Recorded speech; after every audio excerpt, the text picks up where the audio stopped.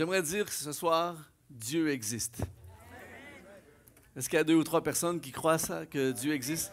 Dieu existe. Et tourne-toi vers ton voisin et dis-lui, en plus, il a un plan pour toi. Amen. Est-ce qu'il y a des gens heureux ici ce soir?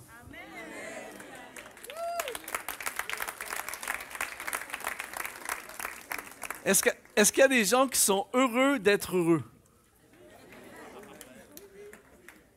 Wow! Ce gars-là, là, il m'a touché, hein? Et pendant que je regardais cette vidéo-là, en fait, il y a 1 million de trucs qui m'ont passé par la tête, mais une des choses qui m'a passé par la tête, c'est la rapidité de la vie. J'ai l'impression que c'est l'année passée. 5 ans!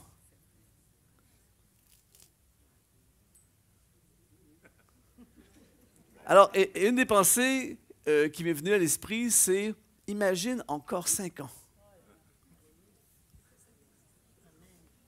Il y a un phénomène qu'on appelle le phénomène exponentiel. Le phénomène exponentiel, c'est qu'à un moment donné, quand ça se met à monter, quand tu as 8 personnes à l'église et tu dis « inviter un nouveau », tu as une chance qu'il y ait un nouveau la semaine prochaine. Quand tu as 100 personnes et tu dis « inviter un nouveau », tu vas peut-être en avoir 5-6. Quand tu as 1000 personnes et tu dis « inviter un nouveau », tu peux en avoir 50. Quand tu as 5000 personnes et tu dis « inviter un nouveau », tu peux en avoir 300. Tu ne travailles pas plus fort, mais les résultats sont exponentiels. Et je veux déclarer l'exponentiel de Dieu dans cette salle.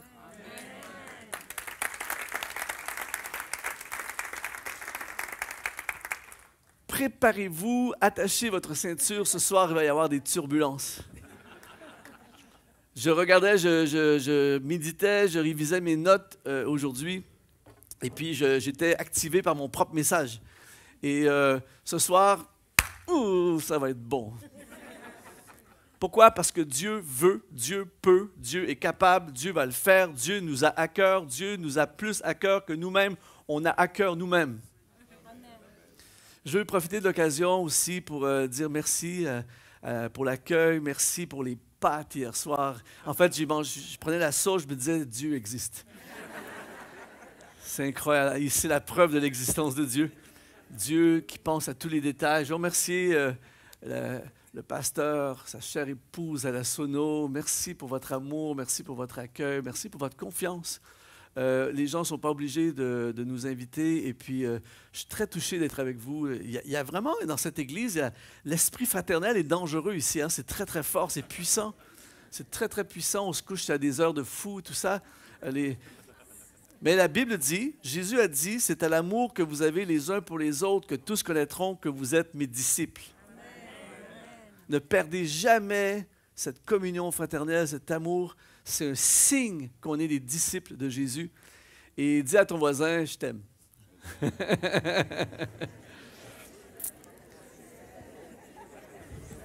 Alors là, je viens de déclencher un truc là. Bon, c'est bon. Bonne soirée.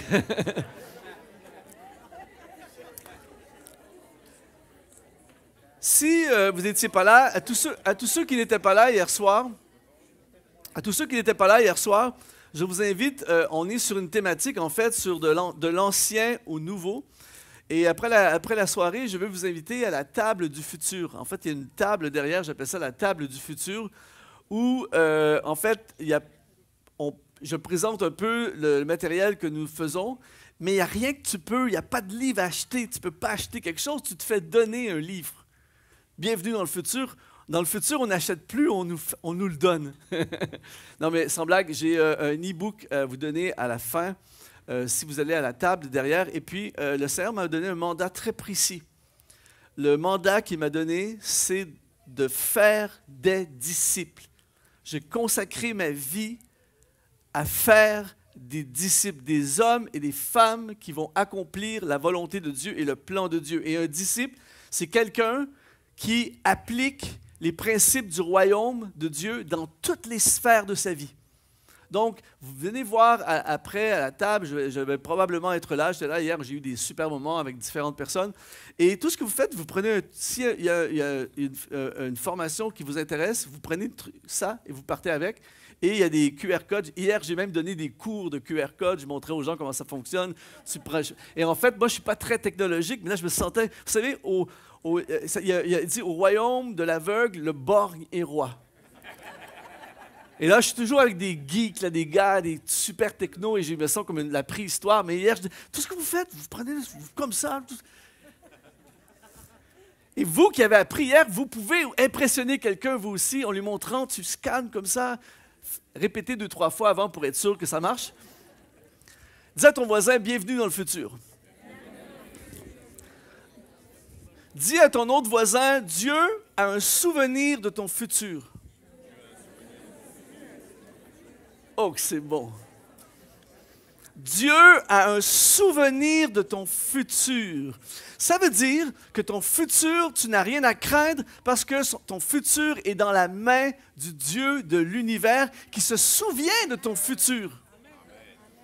Oh, que ça va être bon ce soir. On est sur une thématique de tout le week-end jusqu'à demain soir. Demain soir, je pense qu'il va falloir appeler les pompiers, tout ça, ça risque d'être chaud. On est sur une thématique de l'ancien au nouveau. Je veux dire à quelqu'un ce soir que Dieu est le Dieu des choses nouvelles. Ce qui est très intéressant, c'est que la Bible dit que Dieu ne change pas. Il est le même hier, aujourd'hui et pour l'éternité. Il n'y a pas ombre de variation, il ne bouge pas, il ne change pas, mais il passe son temps à faire des choses nouvelles. Tu peux savoir que Dieu est à l'œuvre dans une église quand il y a des choses nouvelles. Il y a des problèmes de micro. Tu peux savoir que Dieu est à l'œuvre dans une église quand il y a des choses nouvelles, des âmes nouvelles, des fruits nouveaux.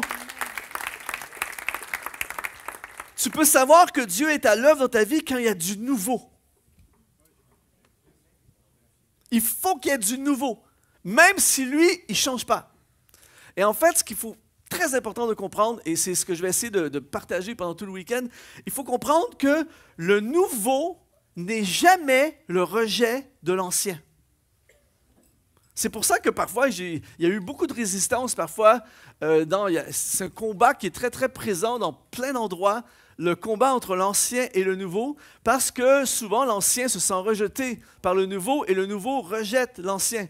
Mais dans le cœur de Dieu, le nouveau n'est jamais le rejet de l'ancien. Le nouveau est la suite de l'ancien. Par exemple, le Nouveau Testament ne rejette pas l'Ancien Testament. Le Nouveau Testament accomplit l'Ancien Testament.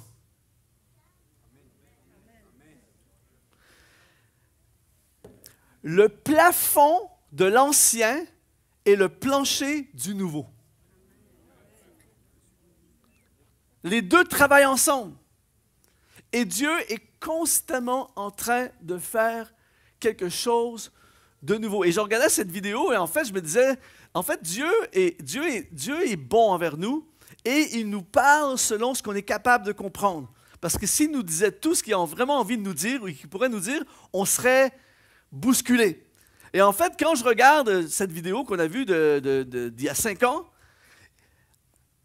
je me disais, waouh, quand même, c'est fou comment Dieu dit des choses et il est conséquent avec ce qu'il dit. Et ce soir, je me retiens. Je me retiens parce que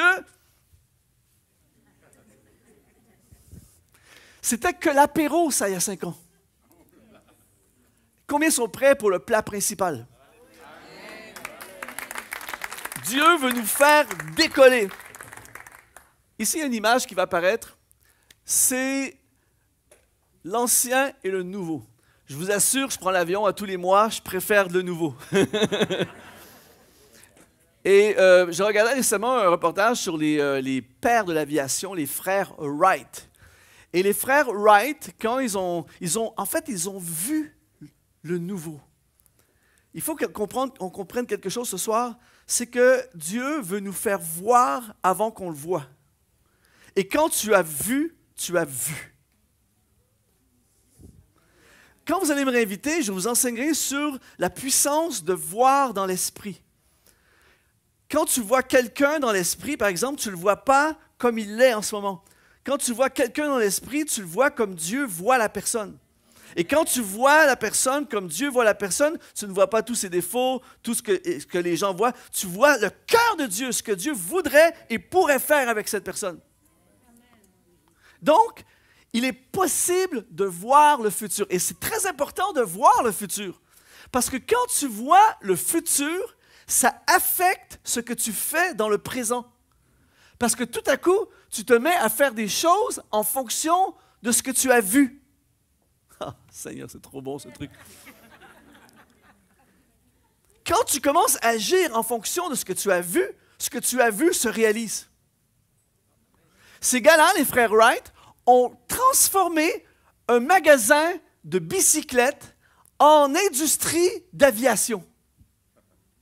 On est d'accord que ce n'est pas la même chose? Ils ont vu la possibilité pour l'homme de voler dans le ciel et ça a changé complètement leur vie. Et quand ils faisaient leurs travaux, même à une certaine époque, ils se cachaient pour faire des tests de vol parce que les journalistes les filmaient pour se moquer d'eux. Et tout le monde, plein de gens du moins, étaient contre eux, se moquaient d'eux, mais eux, ils avaient vu quelque chose. Et je prie que dans cette salle, vous puissiez voir ce que Dieu veut. S'il y a quelques personnes dans cette salle qui commencent à capter le nouveau que Dieu veut, ça va changer votre programme, ça va changer votre agenda, ça va changer vos priorités, ça va changer votre façon de dépenser, ça va changer votre façon de traiter les gens, ça va tout changer et parce que ça va tout changer, ça va tout changer. Dis Amen ce soir. Hudson Taylor, on n'a pas la photo, mais Hudson Taylor, à une époque où il n'y avait pas de mission en Chine, il a vu le futur. Il a vu la mission en Chine et il s'est lancé dans quelque chose de nouveau. Il est allé évangéliser, il a créé en fait la mission intérieure de Chine. Il a passé 51 ans de sa vie en Chine et il était complètement différent des autres missionnaires. À l'époque, les missionnaires ne s'adaptaient pas nécessairement aux gens où ils allaient faire l'œuvre. Lui, il a appris les langages, les dialectes, tout ça, et il s'habillait comme les gens à l'époque. Et alors, il s'est infiltré là-bas et il a fait un méga impact. Il a traduit la Bible. Pour que les Chinois puissent avoir accès à la Bible. Il a fait venir en Chine 800 missionnaires. Il a fondé 125 écoles. Il a créé 300 stations d'évangélisation. Il a vu le nouveau. Il est allé vers le nouveau et il a créé quelque chose d'extraordinaire pour l'œuvre de Dieu. Et j'aimerais dire que le Dieu d'Hudson Taylor est le même Dieu que nous servons ici à Beaudour ce soir.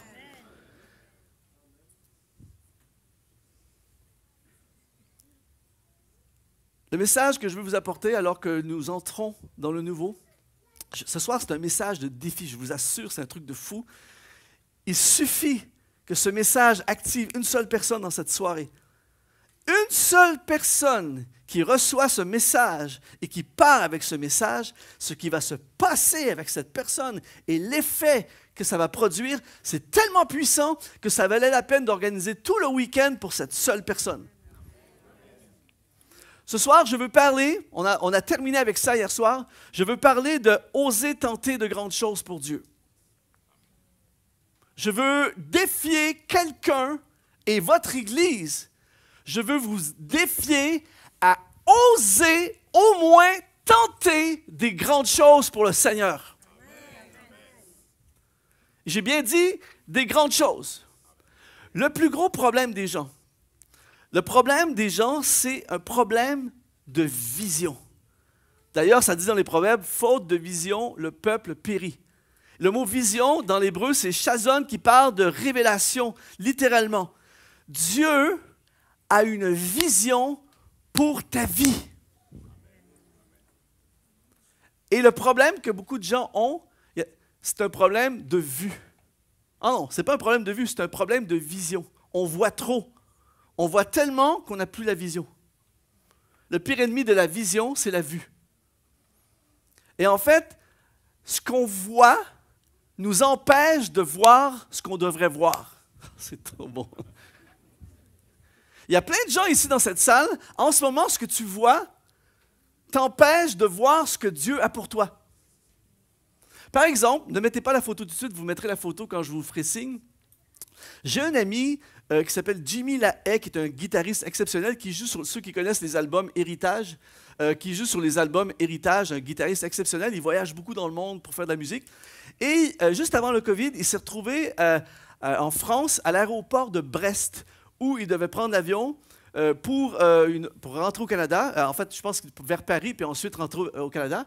Et comme j'ai vécu ça souvent avec ma guitare, tu passes ta guitare dans le truc de la sécurité pour scanner, pour voir s'il n'y a pas un souci. Et là, il passe la guitare, et aussitôt qu'il passe la guitare, le responsable de la sécurité, il dit « Oh, attendez un instant. » Il dit « C'est quoi ça que vous avez dans votre caisse? » Il dit « Ah, ça, c'est un truc pour nettoyer, essuyer les cordes de la guitare. » Mais sur l'image, il y avait ça, il y avait comme une boîte, et il y avait des fils. Et en fait, ce sont les jacks de la guitare, tu vois, pour brancher la guitare. Le monsieur, il dit « C'est quoi? » Alors, Jimmy, il dit « Ouvrez! Tu bouges pas! » Et là, les gens commencent à faire la queue de plus en plus. Il appelle un autre gars de sécurité. Il dit, regarde ça, c'est quoi? Et là, ils sont deux gars, regarde. Vous êtes sûr que c'est quoi exactement? Et là, c'est pourri. Laissez-moi vous montrer. Vous bougez pas! 3, 4 gars de sécurité. Finalement, ils font venir la police. Le gendarme arrive. Il commence à regarder ça, puis ça dure. Là, il y a plein de gens qui attendent pour passer la sécurité. Et tout à coup, le policier dit, écoutez, je suis désolé. Nous demandons à tout le monde d'évacuer l'aéroport maintenant. Et là, ils ont évacué l'aéroport. Ils ont détourné tous les vols. Tous les vols qui devaient décoller ne décollent plus. Et tous les vols qui arrivaient, tout ça, ont pris vers d'autres aéroports. Ils ferment l'aéroport. Des centaines de personnes qui sortent dehors de l'aéroport. Et là, ils voient des gars, des militaires arriver avec les AK-47 comme ça, une quarantaine de militaires comme ça qui arrivent. Là. Vous bougez pas, vous restez là, on évacue l'aéroport, on détourne les vols. C'est quoi ce truc? Et là, Jimmy, il dit, on touche à rien tant que le démineur n'arrive pas.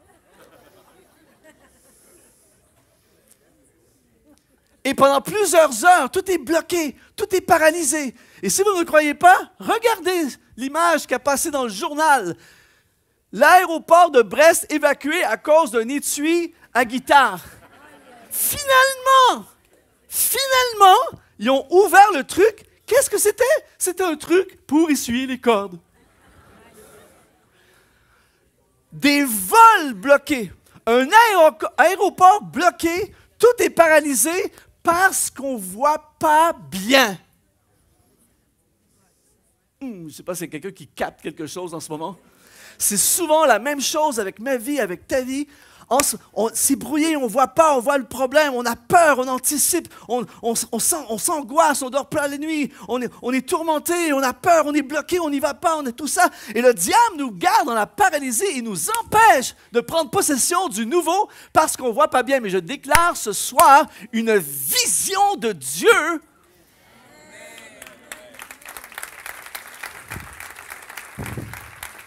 On ne va pas être bloqué, des églises bloquées, des ministères bloqués, des projets de Dieu bloqués, des expansions bloquées, des vies nouvelles bloquées, des âmes bloquées, des ministères. Ce soir, on débloque. Voir. William Carey, qui a été un grand missionnaire aux Indes, il a dit ceci. Prochaine image, il a dit « Attendez-vous à de grandes choses de la part de Dieu. Tentez de grandes choses pour Dieu. » Et en fait, ce qui est intéressant, c'est que ce Britannique des années 1700, il a appris l'hébreu, l'italien, le français, le néerlandais. En fait, c'est le pasteur Giuseppe de l'époque. Et en 1786, lors d'une réunion pastorale de pasteurs, il a dit, en fait, il a soulevé la question du fait que le cœur de Dieu, c'est que toutes les âmes sur la terre puissent entendre parler de Jésus, que l'Évangile soit prêché par tout le monde. Et là, il y a un pasteur qui l'a dit ceci, il dit « Jeune homme, asseyez-vous, s'il plaît à Dieu de convertir les païens, il n'a pas besoin de vous. » Et en fait, William Carey a refusé de laisser quelqu'un l'empêcher d'accomplir ce que lui a vu.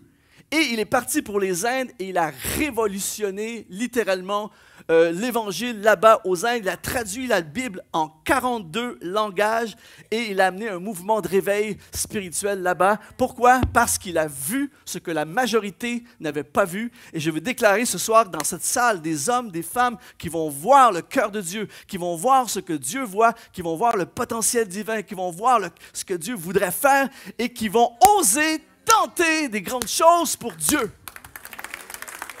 Je veux déclarer ce soir, il est temps en Belgique, ça fait des années que je viens dans ce pays, il est temps que la Belgique voit la gloire de Dieu dans la dimension de Dieu. Et en fait, pour que la Belgique voit la gloire de Dieu, il faut qu'il y ait au moins quelqu'un en Belgique qui ose tenter des grandes choses pour Dieu.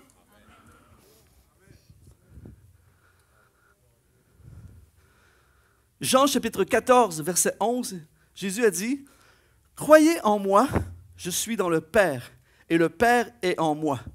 Croyez du moins à cause de ses œuvres. » Jésus dit, « Regardez mes œuvres, mes exploits. Les exploits confirment Dieu. » Dans Jean chapitre 10, au verset 37, il est écrit, « Si je ne fais pas les œuvres de mon Père, ne me croyez pas.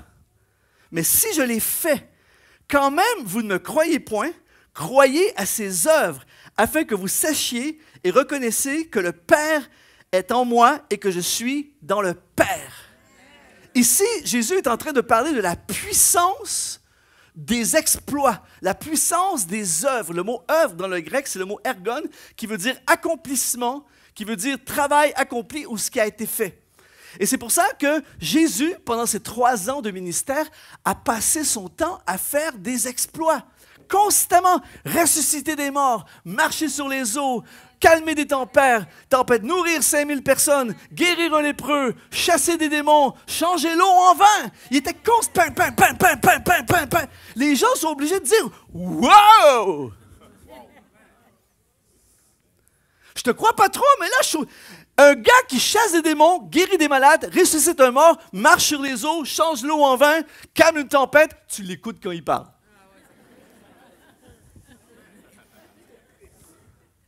Donc, il y a une importance capitale à faire des exploits. L'Église est appelée à faire des exploits. Tu es, je suis, nous sommes appelés à faire des exploits, à tenter des grandes choses pour Dieu, afin de permettre à Dieu de faire des grandes choses au travers de vous et moi. Ose tenter quelque chose de nouveau. Ce qui te donne de la crédibilité, c'est les exploits que tu accomplis. Par exemple, si vous êtes dans le business, et ça fait 20 ans que vous êtes dans le business, que vous évangélisez tout ce qui bouge, mais vous êtes toujours sur le bord de la faillite, il n'y a jamais rien qui marche, pas de contrat, pas d'argent, ça faillit tout le temps, vous perdez vos employés, toutes les poursuites, tout le monde, il n'y a rien qui marche. Vous dites, tu es puissant, Dieu est avec moi, wow! Pensez-vous que quelqu'un va dire, oh, je suis inspiré par toi? Par contre, si vous tentez des grandes choses et vous avez des réussites, vous avez des victoires, vous gagnez du terrain, vous gagnez des contrats, il se passe des choses dans votre business, ça grandit, il y a des fruits, il y a des conquêtes, et que vous dites, Dieu est avec moi et si je réussis, c'est grâce à Dieu, je peux t'assurer que les entrepreneurs vont t'écouter et regarder à toi, ils vont dire, son Dieu est génial. Amen. On est condamné à faire des exploits.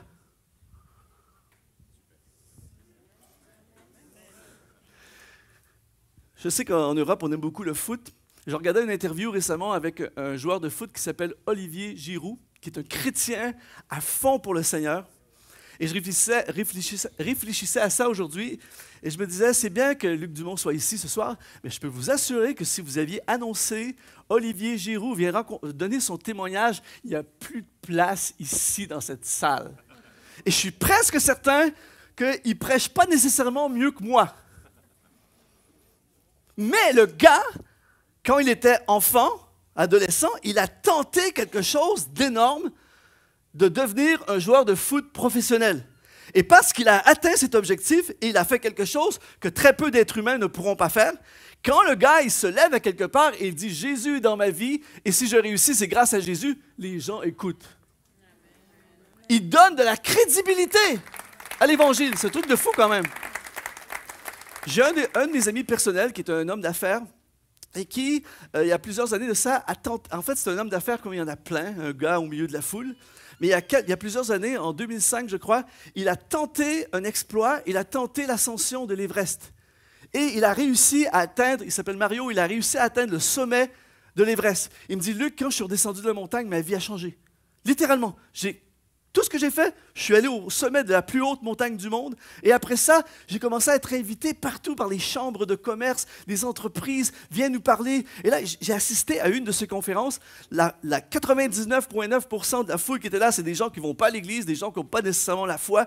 Et il est là, il montrait ces images lorsqu'il est sur le bord près de tomber dans une crevasse, il raconte des trucs. Tout le monde est suspendu à ce qu'il dit. Et il disait, ma foi m'a sauvé, Dieu est avec moi dans la montagne, tout ça. Il n'y a personne, les gens l'écoutaient parce qu'il a accompli un exploit. Il peut parler à des personnes qu'un prédicateur ne pourra pas atteindre. Osez tenter des grandes choses pour Dieu dans votre sphère, dans votre vie, dans ce que vous faites. On n'ira pas tous au sommet d'Everest, on ne sera pas tous des joueurs de foot professionnels, mais on est appelés à aller plus haut, plus loin, plus fort, plus grand.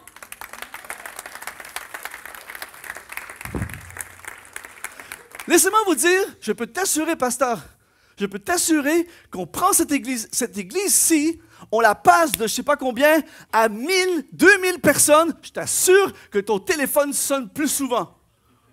Viens nous parler, viens nous dire qu'est-ce qui s'est passé, raconte-nous, tout ça. C'est un truc de fou, mais les exploits propulsent quelque chose.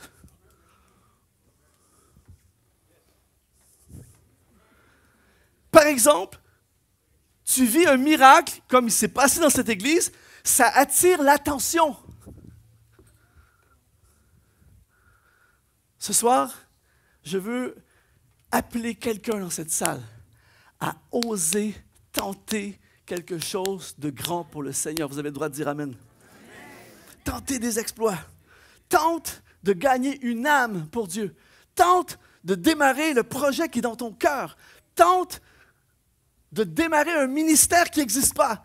Tente de... Si tu as un business qui est dans ton cœur, fais-le! Osez tenter des grandes choses pour Dieu. Quelqu'un dit Amen.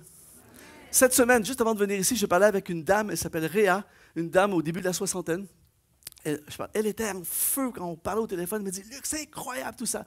Réa, il y a environ 4 ou 5 ans, son mari a été foudroyé par un cancer et en quelques mois, il a dégénéré et il est mort. Elle s'est retrouvée veuve et son mari est un entrepreneur avec beaucoup de succès et son business marchait très bien. Et là, elle n'a jamais travaillé dans son business de près ou de loin. Pas impliquée du tout. Elle n'a jamais touché à ça. Et quand son mari est décédé, bon, elle a passé à travers le deuil, tout ça, mais quand ça commençait à aller un peu mieux dans son cœur, elle s'est dit, je peux soit vendre le business ou tenter quelque chose de nouveau, c'est-à-dire essayer de diriger l'entreprise. Et à 60 ans, ou dans ce coin-là, 58, 61, quelque chose comme ça, elle a décidé d'oser faire quelque chose de nouveau. Elle a décidé de prendre les rênes de l'entreprise. Pas d'expérience, peu d'expérience, mais le Dieu de l'univers dans son cœur. Et je me souviens, on était là, je l'ai conseillé là-dedans, je lui ai dit, si tu l'as dans ton cœur, fonce, vas-y, tout ça. Et je lui ai dit, si Dieu est avec toi, qui sera contre toi? Et elle a décidé de prendre l'entreprise qui était une entreprise qui marchait bien, mais une entreprise locale. Et en quelques années, l'entreprise locale est devenue une entreprise internationale. Elle me disait, Luc, elle me racontait, Luc, c'est arrivé ça, un truc de fou. Simplement parce qu'une simple dame décide de tenter quelque chose de nouveau, tenter quelque chose pour Dieu, Et tout à coup, Dieu dans l'équation, tout devient possible.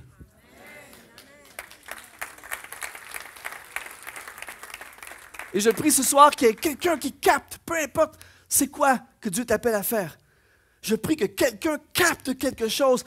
Je m'inscris à l'école de musique, je vais apprendre enfin à jouer de la batterie. J'ose tenter ce truc de fou.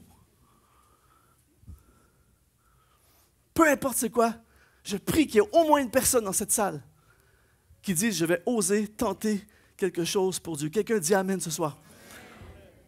Deuxièmement, osez tenter de grandes choses pour Dieu, pas pour vous-même. Pour Dieu, pas pour vous-même. Ça dit dans Jean chapitre 6, au verset 27, « Travaillez non pour la nourriture qui périt, mais pour celle qui subsiste pour la vie éternelle. » Travailler dans le grec parle de labourer ou travailler de façon engagée. Et il dit, travaillez pas pour la nourriture qui périt, mais pour celle qui subsiste. Quand il parle de périr ici, il parle dans le grec de qui se détruit ou qui se perd. Ce soir, je veux appeler dans cette salle des hommes, des femmes qui vont travailler, qui vont tenter de faire quelque chose qui a une valeur éternelle. Le problème de beaucoup de gens, c'est que les gens vivent comme s'ils étaient pour passer l'éternité sur la terre. Par exemple, on a vu sur la vidéo 5 ans. Je ne veux pas démoraliser qui que ce soit, mais dans 50 ans, la majorité d'entre nous, on n'est plus ici. Ça veut dire 10 fois ça. 10 fois, 10 vidéos, puis c'est fini.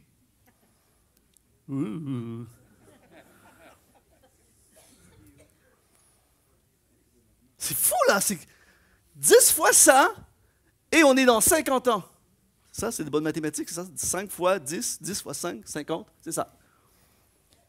Mes amis, c'est maintenant qu'il faut tenter quelque chose, mais il y a des gens qui vivent leur vie comme pour la terre. Par exemple, on a un expert là-dedans qui s'appelle Salomon, qui va dire quelque chose de violent. Écoutez bien dans Ecclésiaste chapitre 2, verset 4. Le gars a tout eu. Si vous pensez, vous êtes en train de pourchasser certaines choses terrestres, le gars, il a tout eu. Il dit dans Ecclésiaste 2, chapitre 2, verset 4, il dit « J'ai exécuté de grands ouvrages, je me bâtis des maisons, je plantai des vignes, je fis des jardins, des vergers, j'ai planté des arbres à fruits de toute espèce. Je me créai des étangs pour arroser la forêt où croissaient les arbres. J'ai acheté des serviteurs et des servantes. J'ai eu leurs enfants nés dans la maison. Je possédais des troupeaux, des bœufs, des brebis, plus que tous ceux qui étaient avant moi dans Jérusalem. Il dit, je m'amassai de l'argent et de l'or et les richesses des rois et des provinces. Je me procurai des chanteurs, des chanteuses et les délices des fils de l'homme, des femmes en grand nombre. Je devins plus grand que tous ceux qui étaient avant moi à Jérusalem et même ma sagesse demeura avec moi. Tout ce que mes yeux avaient désiré, je ne les en ai point privés. Je n'ai refusé à mon cœur aucune joie, car mon cœur prenait plaisir à tout mon travail, et c'est la part qui m'en est revenue. Il dit au verset 11, « Puis, j'ai considéré les ouvrages que mes mains avaient faits et la peine que j'avais prise à les exécuter. » En d'autres mots, je me suis donné à fond ces choses. Il dit, « Et voici, tout est vanité et poursuite du vent. Il n'y a aucun avantage à tirer de ce que l'on fait sous le soleil. » En d'autres mots, le gars, il dit, j'ai tout pourchassé, j'ai tout eu, puis c'est vide. Et ce soir, je prie que ça parle à quelqu'un dans cette salle, qui peut-être vous avez consacré, ou vous êtes en train de consacrer toutes les meilleures années de votre vie, toute votre énergie, tout votre temps, à poursuivre quelque chose qui va se détruire, quelque chose qui n'a pas de valeur éternelle. C'est pour ça que Jésus dit, on ne l'a pas dans les PowerPoint, mais Jésus dit, que sert-il dans Marc 8, 36, que sert-il à un homme de gagner tout le monde s'il perd son âme? Et ce soir, quand je parle de tenter des grandes choses pour Dieu, je ne parle pas de faire des choses juste pour cette terre avec des ambitions humaines. Je parle ce soir des ambitions du royaume, des ambitions de Dieu, de tenter quelque chose qui a une valeur éternelle. Ce soir, je fais la promotion des investissements célestes. Faisons quelque chose avec notre vie qui va dépasser notre vie. Quelque chose qui va, après que je ne suis plus là, ça continue. Quelque chose qui, dans l'éternité, va avoir du poids. Quelque chose qui va être beaucoup plus que des fonds de retraite, beaucoup plus que des belles maisons, des bagnoles, toutes des choses qui ne sont pas nécessairement mauvaises, mais j'aimerais dire à quelqu'un, il y a beaucoup plus que ça.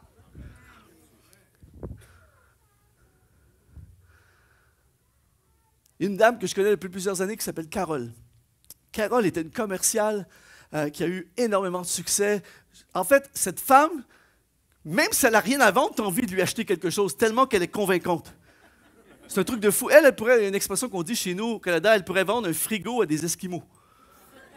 C'est vraiment ça, c'est un truc de fou. Elle a un don de persuasion incroyable et elle avait énormément de succès en tant que commerciale. Mais elle dit, je travaillais à fond, je travaillais tout le temps, et j'avais plein d'argent, j'avais la voiture que je désire, j'avais une super maison, tout ça, mais j'étais vide. Je me disais, ça ne peut pas être juste ça, la vie, il faut qu'il y ait quelque chose de plus. Et elle a fait un pas de foi énorme, elle a osé tenter quelque chose de fou, elle a osé tenter quelque chose de grand, elle a quitté sa carrière et elle s'est donnée à bâtir une banque alimentaire. Juste avant le COVID. Et elle appelait ça provision. Et puisque Dieu lui a donné des dons, Dieu va toujours t'utiliser dans tes dons. Parce que Dieu te donne des dons pour accomplir ce que tu es supposé accomplir avec ta vie. Il y a des gens qui prennent le don que Dieu leur a donné et s'accomplissent leur propre vie. Mais quand tu décides de mettre ta vie entre les mains de Dieu, eh bien, ton futur correspond exactement avec ce pourquoi tu as été créé. Nous sommes son ouvrage, ayant été créés pour de bonnes œuvres qu'il a préparées d'avance pour nous. Dieu crée le chantier. Ensuite, il crée le prototype qui est nécessaire pour aller dans le chantier. Oh, c'est bon ça. Donc, Carole, avec son don de persuasion, tout le monde, les gens lui disent, les gens en fait se chamaillent pour donner. Il y a des politiciens, il y a des commerces, il y a des investisseurs, des gens. Non, c'est moi qui veux donner. Non, c'est moi, tu m'avais dit moi en premier. Elle a tellement ce don que l'argent arrive de partout et ils nourrissent des gens avec des trucs d'une qualité de fou. Normalement, les gens disent Amen, mais c'est pas grave. Et elle me dit, Luc, j'ai beaucoup moins d'argent qu'avant, mais j'ai une plénitude. Quand je me lève le matin, je sais que je vois toutes ces personnes qui ont des besoins. On leur donne des paniers, des boîtes, des vêtements, des meubles. Wouh! Ose tenter quelque chose, pas pour toi, pour Dieu. Et tu n'es pas obligé d'être un pasteur d'une église pour faire des choses pour Dieu. Que Dieu parle à quelqu'un dans cette salle ce soir. Faites quelque chose qui comble le cœur, quelque chose qui a une portée éternelle, quelque chose qui est plus grand. Vivez pour quelque chose qui vous dépasse. Moi, c'est un des trucs dans ma vie que je raffole de ma vie, c'est que je suis seulement un petit pion, juste un petit, au milieu d'un empire mondial du royaume de Dieu. Et quand je viens ici, pendant que je suis ici, il y a des milliers de prédicateurs qui prêchent ailleurs, d'autres qui font la louange. Je participe aux affaires de mon Père. Je suis dans le plus grand business qui existe, les affaires de mon Père céleste. Jésus a dit à sa mère, à l'âge de 12 ans, « Je dois m'occuper des affaires de mon Père. » Amen. Je prie que quelqu'un se lance en affaires ce soir. Je prie que quelqu'un se lance dans les affaires de Papa Céleste. Tu peux avoir un business et vendre des meubles. Tu peux réparer et construire des maisons, mais ça peut être quand même les affaires de ton Père. Je crée un business, je bâtis des maisons, mais c'est pour faire avancer le royaume de Dieu. C'est pas juste faire de l'argent pour acheter une plus grosse voiture, une plus grosse maison, une plus grosse villa sur le bord de la mer. Non, je bâtis des maisons pour faire des profits, pour faire avancer les affaires de mon Père. Je peux te garantir, en plus d'être heureux, tu vas déclencher une méga bénédiction sur ton business en plus. C'est comme tu es condamné à être béni. Quelqu'un dit à son voisin, ça me parle. Le problème de beaucoup de gens, j'appelle ça le principe de la poutre. Le principe de la poutre, c'est simple. Disons qu'il y a une grosse poutre ici, et tu as 16 gars d'un côté qui portent la poutre, tout comme ça, et tu as un pauvre gars de l'autre côté qui est seul est en train de s'arracher les épaules à essayer de porter, et tu as 16 gars de l'autre côté. Et là, tout à coup, on dit, on aurait besoin de quelqu'un pour nous aider à porter la poutre. Et là, tu vois, la majorité s'en vont de l'autre côté. Pourquoi? Parce que c'est facile, ça ne demande pas d'effort, et c'est bon pour moi. Dieu appelle des hommes, des femmes dans cette salle à faire ce qui est difficile, à faire ce que peu de gens osent faire, à faire ce que les autres ne veulent pas faire. Et c'est ce genre de personnes qui vont vivre la gloire de Dieu dans leur vie. Ose tenter quelque chose de grand pour Dieu, pour les autres. Je le fais pour Dieu. Et je ne le fais pas pour moi. Je ne suis pas ici pour moi ce week-end. Sérieux. Il fait 30 degrés en ce moment au Canada pendant tout le week-end. Il fait soleil, Canada, 30 degrés. Et quand tu vis au Canada, tu profites de ces jours-là parce qu'il n'y en a pas 2000 dans l'année. Et je suis ici. C'est bien, c'est génial, tout le monde est merveilleux ici, mais je ne suis pas là pour moi. Il y a des choses plus faciles que de faire ce que je fais. Vraiment, croyez-moi que c'est plus facile d'être assis dans la salle qu'être debout ici. Et là, tout le monde t'en regarde. Récemment, il y a une dame, je suis en train après avoir prêché, une dame qui vient me voir, elle dit, hey, est-ce que tu te teins les cheveux? Je lui dis, c'est ça que vous pensez pendant qu'on prêche. Elle dit, non, je ne teins pas mes cheveux. Non, mais je sais, quand tu montes ici, les gens te regardent ses cheveux, ça baisse, j'aime pas ses chaussures. Les gens pensent à toutes sortes de... C'est plus facile d'être dans la salle. C'est drôle son accent, pourquoi il crie comme ça, pourquoi il bouge comme ça, tout ça. Est-ce qu'elle finit, là? Il se passe toutes sortes de choses dans la tête des gens. Je sais comment ça marche. Des fois, je suis assis là, moi aussi. C'est plus... Mais... je tente des choses pour Dieu, parce que même s'il y en a 100 qui se moquent de moi, il suffit d'une seule personne qui donne sa vie à Christ et qui passe des ténèbres à la lumière, ça vaut la peine qu'on se moque de moi.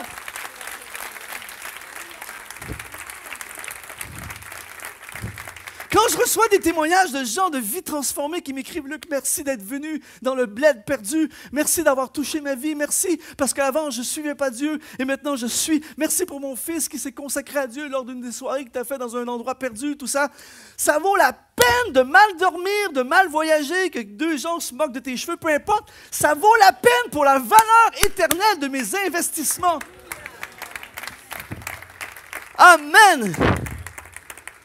Ose tenter des grandes choses, pas pour toi, pour Dieu. Quelqu'un dit un vrai amen ce soir. Amen. Le 3e point, c'est viser plus haut, mais on va aller tout de suite au point numéro 4 parce que je ne veux pas qu'on reste jusqu'à 2 heures du matin. Attention, ça va être chaud là.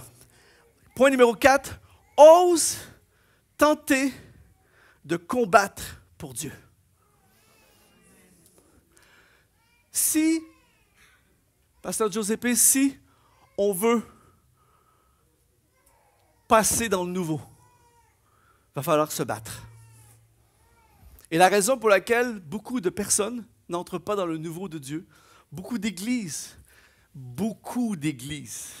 n'entrent pas dans le nouveau de Dieu, c'est parce qu'on ne veut plus combattre. On a peur des combats. Je vais annoncer à quelqu'un ce soir, peut-être que vous ne saviez pas, mais à partir du moment que tu t'enrôles pour Dieu, tu entres dans une guerre. C'est une guerre c'est une guerre invisible. La Bible dit, nous n'avons pas à combattre contre la chair et le sang, mais contre les dominations dans les lieux célestes.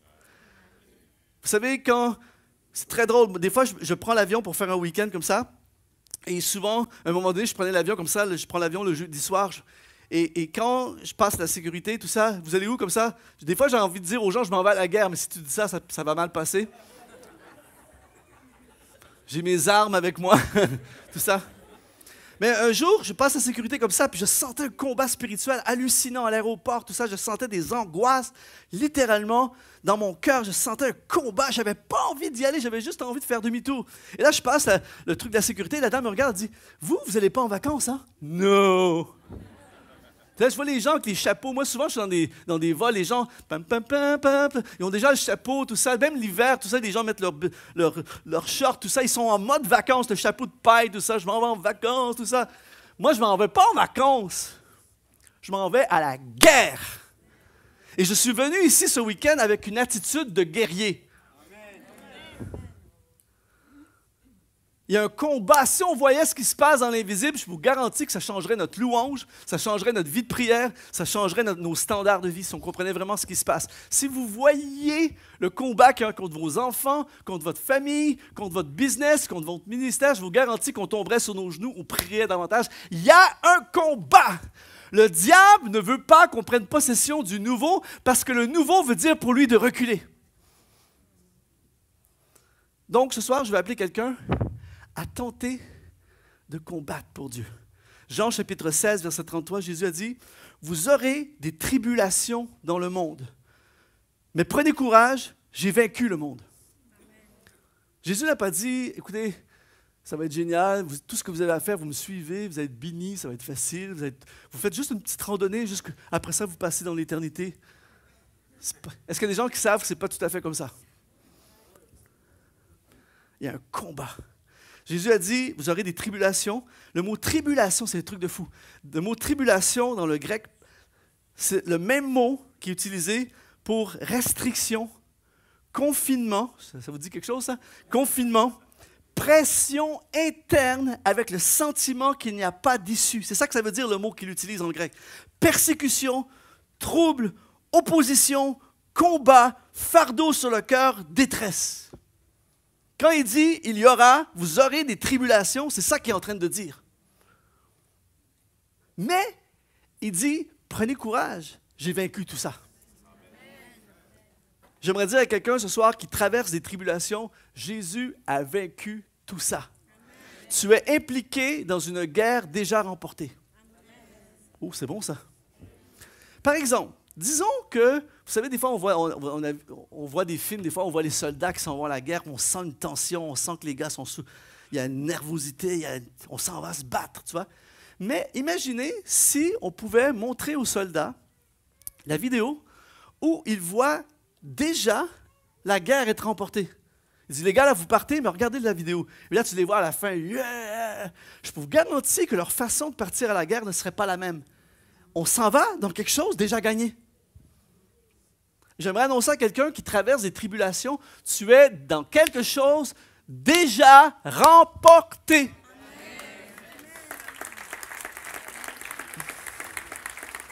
Mais la Bible dit que le royaume des cieux est forcé et ce sont les violents qui s'emparent du royaume.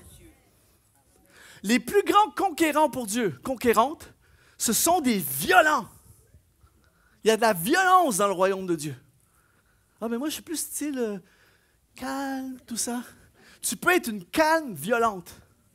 Tu peux être douce et tendre, mais être une guerrière de la prière, de l'intercession. Moi, je connais une femme, l'épouse d'un de mes amis, c'est la douceur incarnée. C'est le genre de dame, quand elle parle, tu tombes comme en mode...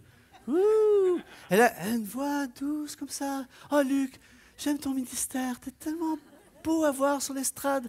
Et quand tu prêches, les cœurs sont touchés. Et je prie pour toi, Luc, tu sais que... » Vraiment, c'est le genre de personne, t'es comme... Tu t'envoles dans la ouate. Un jour, on était en prière, il y avait quelqu'un dans notre groupe qui traversait une période très difficile. Elle s'appelle Lucie, la femme. La dame traversait tout à coup, Lucie, comme ça, qui parle.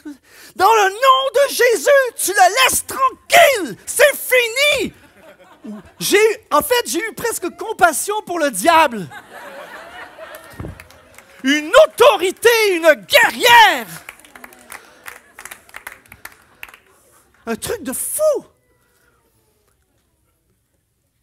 J'appelle des combattantes et des combattants. Tu laisses mon fils tranquille. Il revient à Dieu dans le nom de Jésus.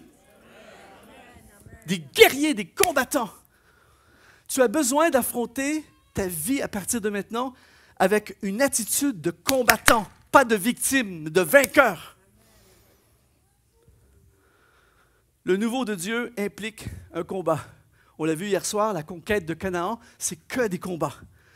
David, comment il est entré dans la nouvelle saison? En abattant un géant, Goliath. Combat. Paul, implantation d'église, des combats, des attaques, des prisons, tout ça, un combat. Le Nouveau Testament a commencé avec un combat. Jésus, le bébé, le roi veut tuer le bébé. Le roi est jaloux et il veut tuer un enfant de 2 ans. Jésus commence son ministère. Laissez-le tranquille. Il va juste jeûner. Tu ne déranges jamais un gars qui jeûne. 40 jours sans manger, laisse-le tranquille. Pendant qu'il est en jeûne, le diable le tente et l'attaque avant même qu'il commence son ministère. Le nouveau amène un combat. Mais par contre, le nouveau amène un combat qui a été gagné. Donc, quand on entre dans le nouveau, eh bien, on entre dans une victoire.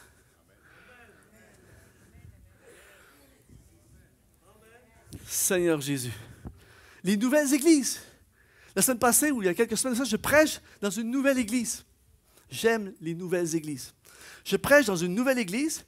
Le jeune, c'est un jeune qui qui reçoit un appel de Dieu. Il ose tenter quelque chose pour Dieu. Il ose tenter d'implanter une église. Et là, il écrit au pasteur d'une très grande ville. Il écrit au pasteur pour juste vous dire, j'arrive dans votre ville, je veux me joindre à vous pour gagner des âmes, j'implante une église. Il reçoit plein de lettres, d'emails. On n'a pas besoin d'une nouvelle église dans cette ville. Bienvenue.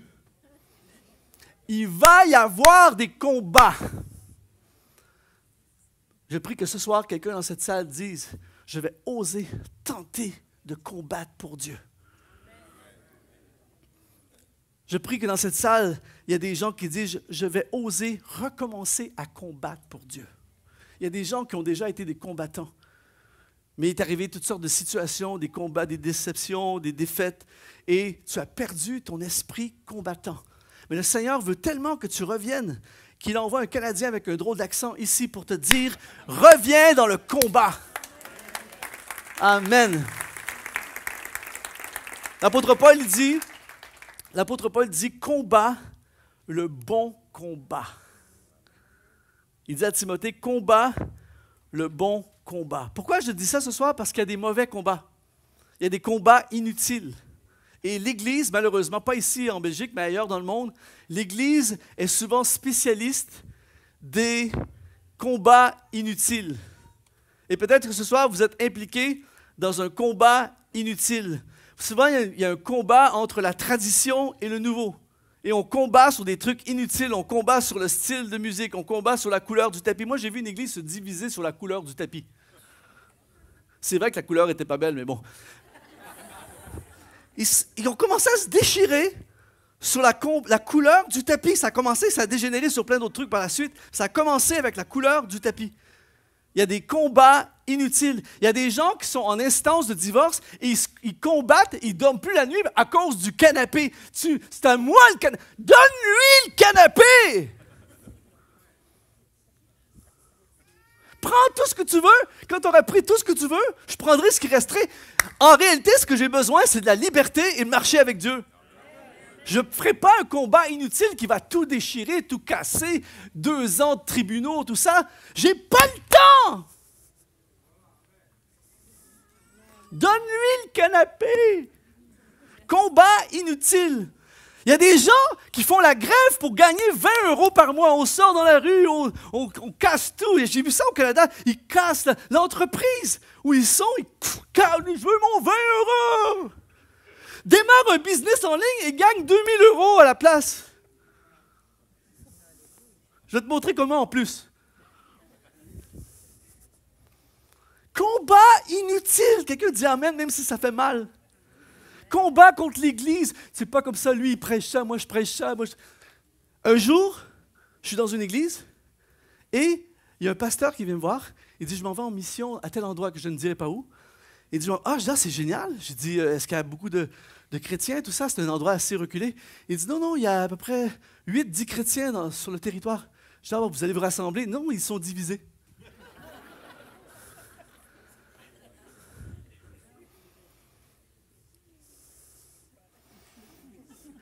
Cesse de combattre Jean-Pierre W48Y sur Facebook, qui n'a même pas sa vraie photo, c'est la photo d'un chat.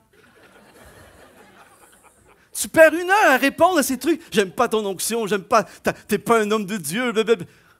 Bloqué, effacé, on passe à autre chose. J'ai pas le temps. En fait, un des principes qu'il faut comprendre, est-ce que je peux faire une parenthèse? Je peux faire une parenthèse. Un des principes que j'ai compris, ça a libéré ma vie complètement. capter ceci ce soir, vous allez dire, tout le week-end valait la peine juste pour cette parenthèse. Si je prends la voiture de Paris pour me rendre à Nice, c'est à peu près 950 km. Paris-Nice, 950 km. Dans mon réservoir d'essence, j'ai une autonomie de 980 km. Si je pars avec la réserve que j'ai, c'est sûr que je vais arriver à Nice, pardon.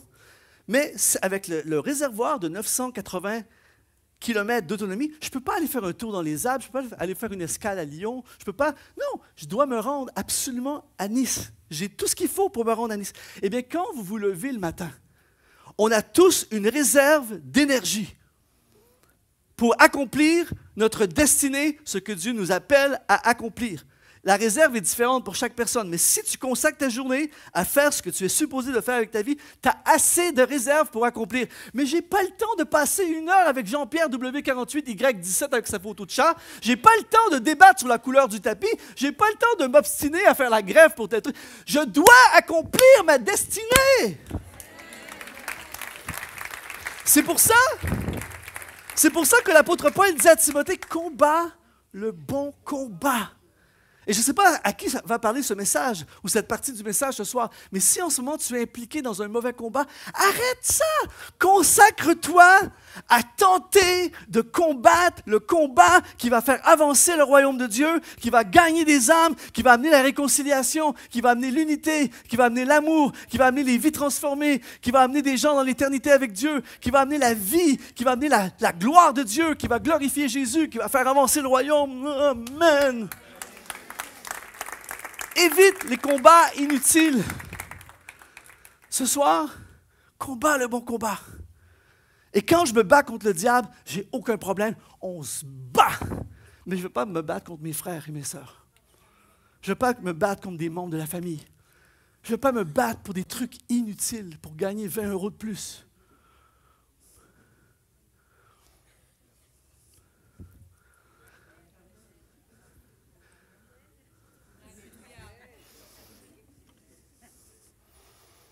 Seigneur Jésus, parle-nous ce soir. Vous aurez des tribulations dans le monde, mais prenez courage. J'ai vaincu le monde. Encore quelques minutes, vous êtes toujours là? Osez tenter, numéro 5. Osez tenter de prêcher l'Évangile. Dis à ton voisin, prêche l'Évangile. J'en ai parlé un peu hier soir. Je suis venu avec une mission ici ce week-end. Et une mission qui a plusieurs sous-missions. Et une des missions que j'ai ce week-end, de la part de Dieu, ce n'est pas une mission que je me suis donnée, c'est une mission que Dieu me donne. Un des mandats que j'ai ce week-end, c'est d'activer des gens qui vont prêcher l'Évangile. Et là, attention, ça va être chaud, là. Ça vise tout le monde. Tout le monde ici est appelé à prêcher l'Évangile. On ne va pas tous faire comme Reinhard Bonnke, prêcher dans des stades devant 100 000 personnes, je vous l'avoue, mais on est tous appelés à prêcher l'Évangile. Jean chapitre 20, verset 21, il dit, « Jésus leur dit de nouveau, « La paix soit avec vous, comme le Père m'a envoyé, moi aussi je vous envoie. » Le nouveau implique d'être envoyé. Et si vous captez cette partie du message ce soir, vous ne verrez plus jamais votre vie de la même façon. Vous ne verrez plus votre emploi, votre carrière, vous ne verrez plus la vie de la même façon. Le mot « envoyé » qu'il utilise ici dans le grec, et le mot, je le prononce probablement mal, mais c'est « pempo », on dirait de l'italien un peu, hein? C'est le « pempo », là, le lasagna. Pempo! Et en fait, le mot « pempo », après 4 fois, on peut faire ça. La première fois, j'aurais fait ça, ça n'aurait pas passé. Mais après 4 fois, c'est bon. Je fais partie de la familia maintenant. C'est ça, hein? OK. Alors, le mot pempo veut dire, en anglais, c'est dispatch. Envoyé par une autorité supérieure. Moi, j'ai un ami, par exemple, qui travaille pour une compagnie de transport et son poste, c'est dispatch. Le dispatch, qu'est-ce qu'il fait? C'est qu'il dispatche les gens. Il dit, toi, tu fais la livraison là-bas, toi, tu vas chercher le colis là-bas, tu vas le porter là-bas, toi, reviens tout de suite, il y a quelque chose à récupérer, tu l'envoies là-bas, mais avant, arrête là-bas. Il dispatche, il envoie les gens, C'est exactement ce que Dieu fait avec toi et avec moi. Ce week-end, le dispatch m'a envoyé ici. Boudour. Tu restes là-bas, lundi, reviens, on a d'autres choses pour toi. Donc, quand tu pars travailler dans l'usine XYZ, tu t'en vas pas gagner ta vie à l'usine XYZ. Tu es dispatché par le roi des rois pour aller rayonner à l'usine XYZ. Il y a des gens qui sont dispatchés dans les affaires. Il y a des gens qui sont dispatchés dans le milieu scolaire. Il y a des gens qui sont dispatchés en politique. Il y a des gens qui sont dispatchés dans les ventes. Il y a des gens qui sont dispatchés dans les arts. Il y a des gens qui sont dispatchés dans le business. On est tous des dispatchés, des envoyés. Comme le Père m'a envoyé, je vous ai envoyé. Et quand tu arrives au bureau lundi matin, tu t'en vas pas juste faire de la comptabilité. Tu es un prédicateur.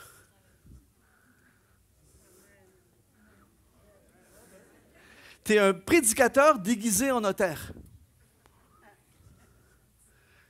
Tu es un prédicateur déguisé en facteur, déguisé en mécanicien, déguisé en ingénieur.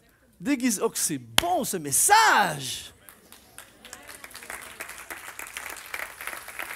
Donc, monsieur, demain matin, quand tu pars au bureau, tu dis « Chérie, on se revoit ce soir, je pars en mission. »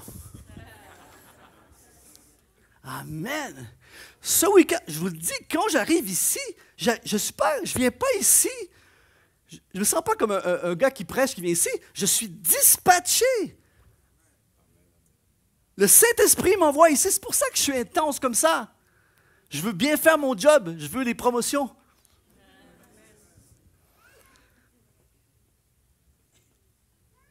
Et ça implique de sortir de la zone de confort. Dieu t'appelle à prêcher l'Évangile. Ose tenter de prêcher l'Évangile. La différence entre vous et moi, par exemple, c'est que moi, j'arrive ici, on me donne le micro, je prêche. Vous, demain matin, n'arrivez pas au bureau. « OK, je peux avoir votre attention, s'il vous plaît. » Jean, chapitre 4, nous dit « Papa, papa, papa, papa, papa. » Ça se peut que vous soyez dispatché ailleurs. Sagesse. Ta vie est une prédication.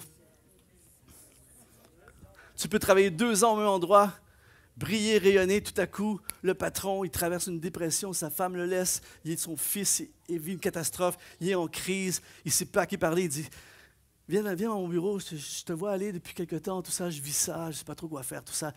Patron, si vous le permettez, vous n'êtes pas obligé, mais si vous le permettez, je peux prier avec vous. Il y a des solutions. Il y a un Dieu. Moi aussi, j'ai traversé une crise il y a 5 ans. C'était vraiment compliqué, tout ça. Je ne pensais pas m'en sortir, mais il est arrivé des miracles. Tac, tac, tac, tac, Dieu l'a fait, tout ça. Je vais dans une super église à Beaudour. Ils servent des pâtes, c'est génial, tout ça.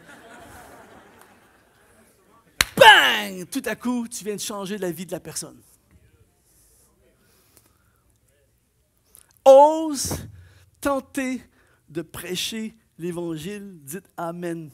Marc 1, 38, il dit, il leur répondit, allons ailleurs, dans les bourgades voisines, afin que j'y prêche aussi, car c'est pour ça que je suis sorti. Prêche, prêche, prêche, prêche. Il n'y a jamais eu une époque dans l'histoire de l'humanité où ça a été si facile de prêcher. Tout le monde ici, vous ouvrez un compte Instagram, Facebook, tout ça, tu prêches. Je connais quelqu'un qui lit des versets et parfois a eu jusqu'à des 600 000 vues sur TikTok. Fait juste lire un verset, 600 000 vues, like, génial, voilà! Moi, je me déchaîne à prêcher, j'ai 8 likes. Elle lit des versets avec une belle voix, une musique, tout ça. Dieu t'aime, Dieu a un plan. Je connais les projets que j'ai formés sur toi, projets de paix, non de malheur, afin de vous donner un avenir, de l'espérance. Ça prend 2 minutes de faire la vidéo, pause sur TikTok, like, partage. Ça a changé ma vie, ça m'a touché, waouh! Assis chez toi, avec les cheveux dans les airs, avec ta tasse de café, tu peux atteindre l'humanité. Prêche! C'est un truc de fou! À tous les jours, j'envoie des posts, j'hallucine. Je fais une vidéo, peut-être, j'envoie ça. 600, 700, 800, 2000 personnes touchées. Je n'ai même pas encore bougé. Il n'y a jamais eu une période aussi glorieuse dans l'histoire de l'humanité pour prêcher l'Évangile. Tente de prêcher. Et je vais aller un pas plus loin. Il y en a certains d'entre vous, on l'a dit hier soir, certains d'entre vous, vous allez prêcher, vous allez monter sur une estrade et vous allez prêcher l'Évangile. Si Luc Dumont peut le faire, je t'assure que tu peux le faire. Vous avez devant vous un prototype qui n'est vraiment pas le gars qui avait tout pour faire ça. Je me souviens, j'ai été traumatisé par ma première prédication. Ma première prédication a été un truc apocalyptique. Le pasteur me dit, Luc, tu prêches vendredi prochain aux jeunes? 30 minutes sur le sujet que tu veux, 30 minutes. Je me suis préparé, vous n'avez pas aidé, j'ai encore les notes chez moi. 10 pages de notes, le titre, la prière. J'arrive devant les jeunes, j'ai mis 10 pages de notes. Après 5 minutes, je vois page 10. Ça fait 5 minutes que je parle, j'ai 10 pages de notes, et je ne suis pas capable de faire du remplissage, j'ai plus rien d'autre à dire. J'ai tout dit, toute la Bible que je savais en 5 minutes. Là, j'ai un moment de solitude profond. Et là, j'ai eu une inspiration céleste. J'ai dit, écoutez, j'ai parlé de la prière, prions.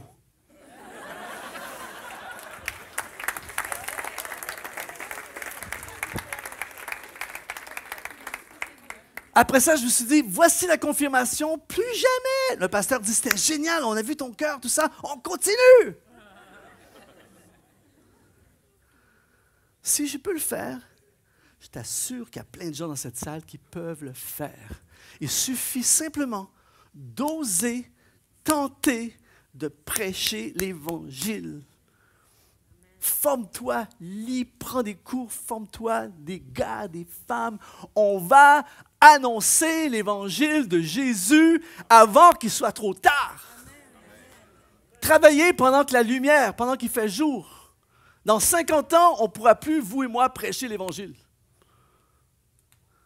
Certains d'entre nous, ça va être calme. Le temps, c'est aujourd'hui.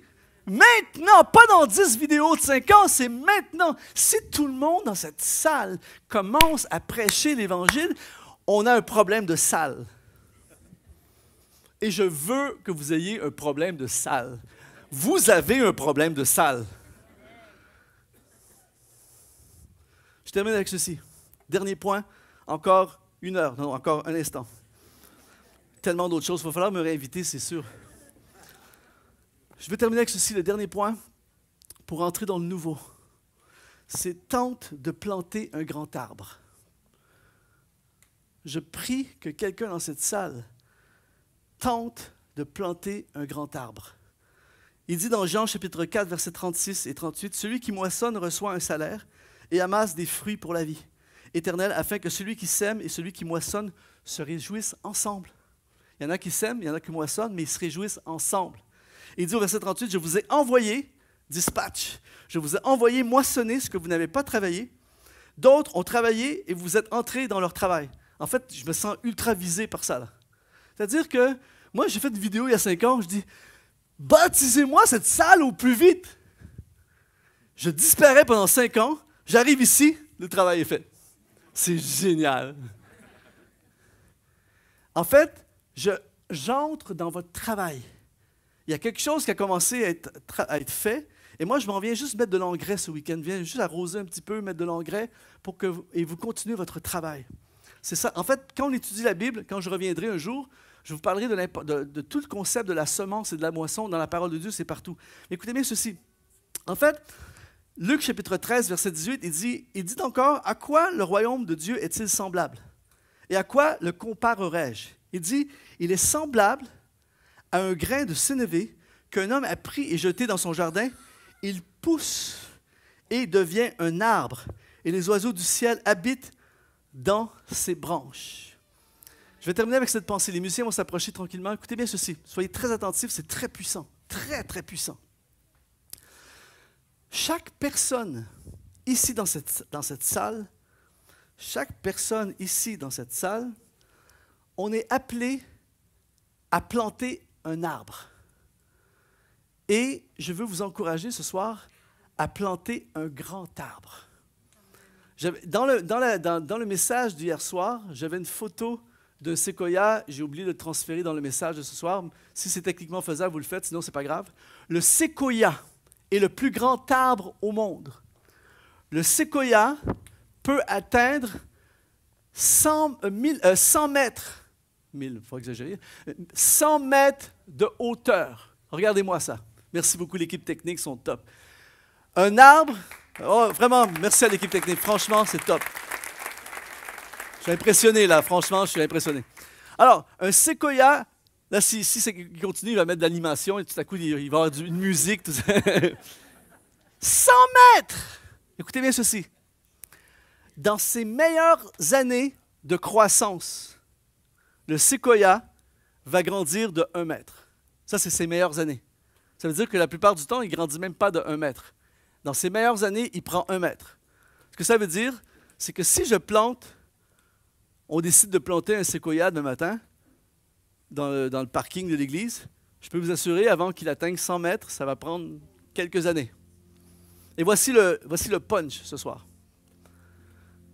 C'est que pour construire...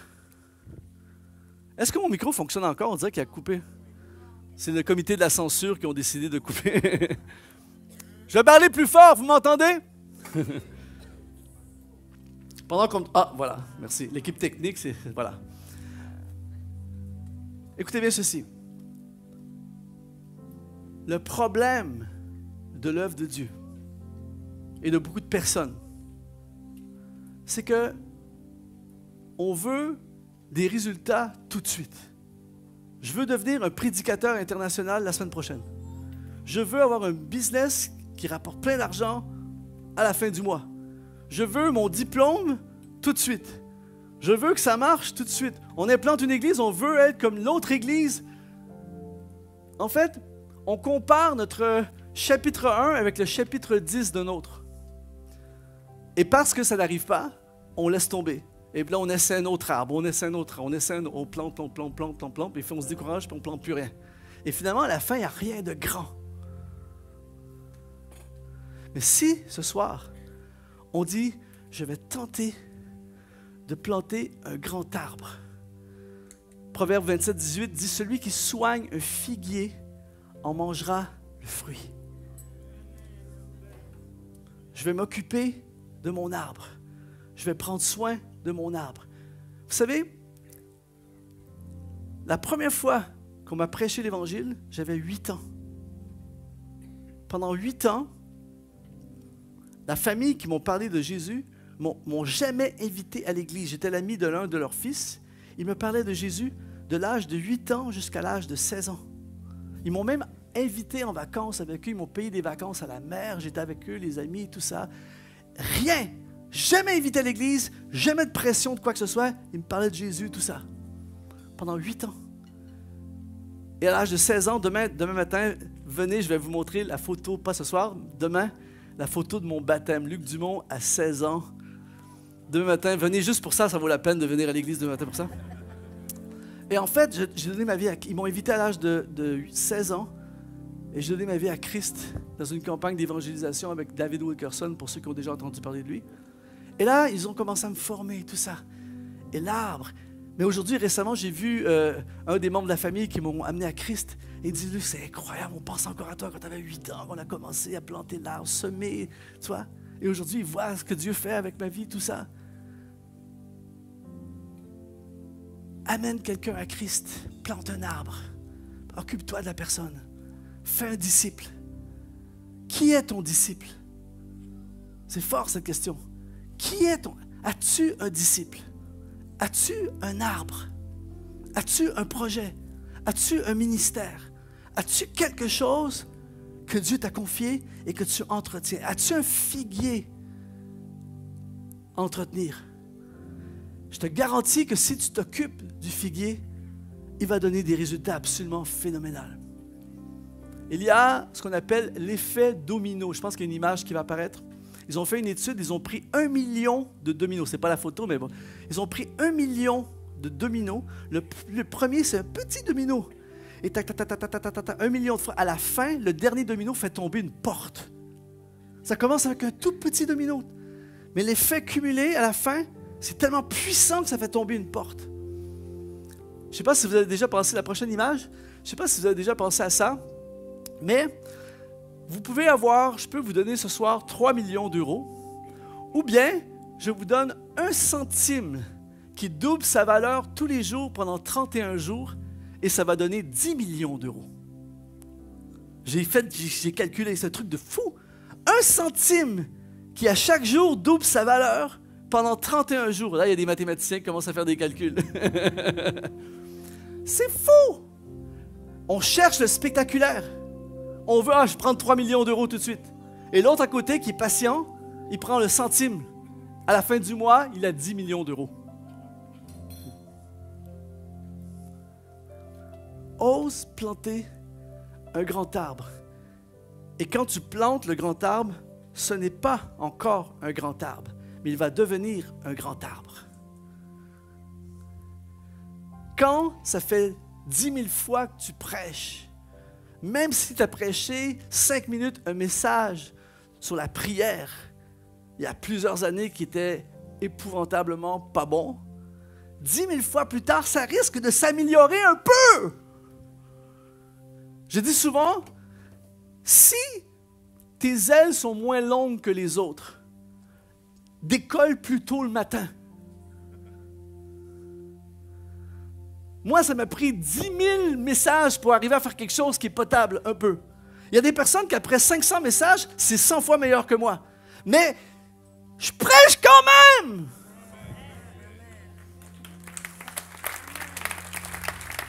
Il y a des gens qui prennent la guitare et après 2 mois, c'est génial. Mais si toi, tu joues 4 heures par jour pendant 5 ans, je te garantis qu'il y a quelque chose de pas mal qui va finir par sortir. Ose planter un grand arbre. Je termine avec ceci. J'ai écouté un pasteur dans une conférence, il y a quelques temps de ça, un pasteur qui avait planté 3000 églises. 3000.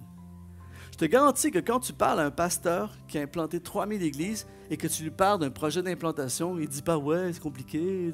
Non, on commence quand? Tout est relatif. Écoutez bien ceci, il a dit un truc de fou, ça m'a parlé grave. Il dit, le gars a implanté des milliers d'églises. Et il dit, parallèlement à ça, il y a 10 ans, il dit, j'ai voulu, j'étais impliqué dans les choses d'église, tout ça, j'ai voulu me démarrer un genre de petit business parallèle. Il dit, j'ai acheté 10 vaches. Et je me suis dit, je vais entretenir les vaches. Et dans 10 ans, je vais avoir un petit business de vaches, je donne le lait, tu vends, je ne sais pas comment ça fonctionne, mais bon. 10 vaches, je pense qu'il y a une photo, je pense, juste pour que les gens, si jamais il y a des gens qui ne savent pas c'est quoi. Voilà. Donc, il a acheté 10 vaches. On m'a dit qu'une vache peut donner un bébé par année, c'est ça? Quelque chose comme ça? On va dire que tu as dit... Le gars, il dit, il est dans une conférence de pasteurs, il y a des milliers de pasteurs qui sont là. Il dit, il y a 10 ans, j'ai acheté 10 vaches. Et il dit, combien vous pensez que j'ai de vaches aujourd'hui? Et là, les gens commencent à faire des calculs. Disons que la vache peut donner un bébé par année et que tu as 10 vaches. Bon, disons que tu as 3 bébés, 3-4 bébés la première année. Et après ça, les bébés donnent d'autres bébés, etc. On ne peut pas avoir un chiffre précis, mais il dit, combien vous pensez que j'ai de vaches? Combien vous pensez qu'il y avait de vaches? Est-ce que je parle des chiffres? 10 ans plus tard.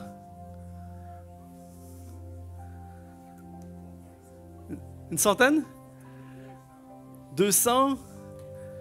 Moi, j'ai fait un calcul, j'ai fait un calcul ultra conservateur. Je me suis dit, disons que ça ne va pas bien, tout ça. Là. Disons que c'est vraiment pas bien. Je me suis dit, il va y avoir au moins 50, 60 vaches quand même. Il dit, après 10 ans, j'ai une vache.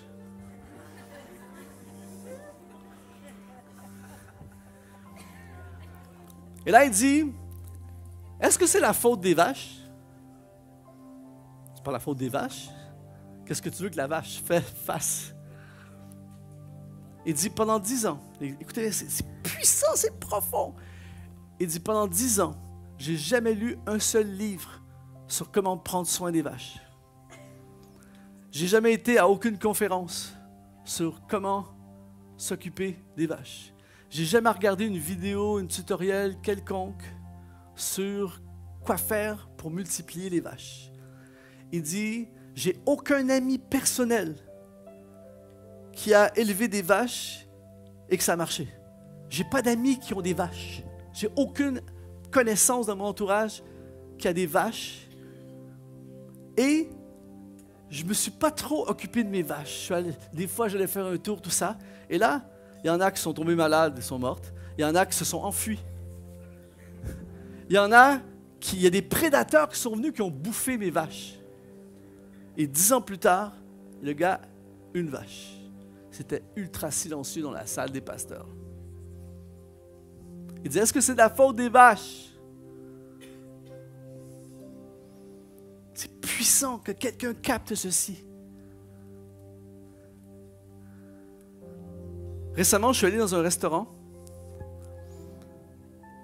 et pendant le repas, pas à la fin, pendant le repas, je me suis dit, c'est la dernière fois de ma vie que je viens ici. Service pourri, il n'y a pas de patron, le repas, c'est pas ça que j'ai commandé, 18 trucs qui ne marchent pas. Le restaurant est vide. Quand je suis arrivé dans le parking, je me suis dit, c'est bizarre, le parking est vide. À l'heure du repas. C'est bizarre, à la fin, j'ai compris qu'il va être vide de ma voiture, ce restaurant. J'ai viré le restaurant, j'ai licencié le restaurant ce jour-là. C'est pas la faute de la COVID. On met tout sur la faute de la COVID. La COVID a les épaules très larges. Il pleut, c'est le COVID. Le patron ne s'occupe pas de son restaurant, le restaurant va aller en faillite. Tu ne t'occupes pas de ton arbre, tu ne t'occupes pas de ton figuier, tu n'apprends pas comment ça marche, tu ne te consacres pas à ton figuier, ça ne va pas marcher tout seul. Je connais personne qui s'est réveillé un matin, « Oh, j'ai un doctorat! Wow! » Tous ceux que je connais qui ont un doctorat, ça fait 10 ans, qui ont des cernes sous les yeux, qui n'ont pas d'argent, puis qui se consacrent à leur doctorat.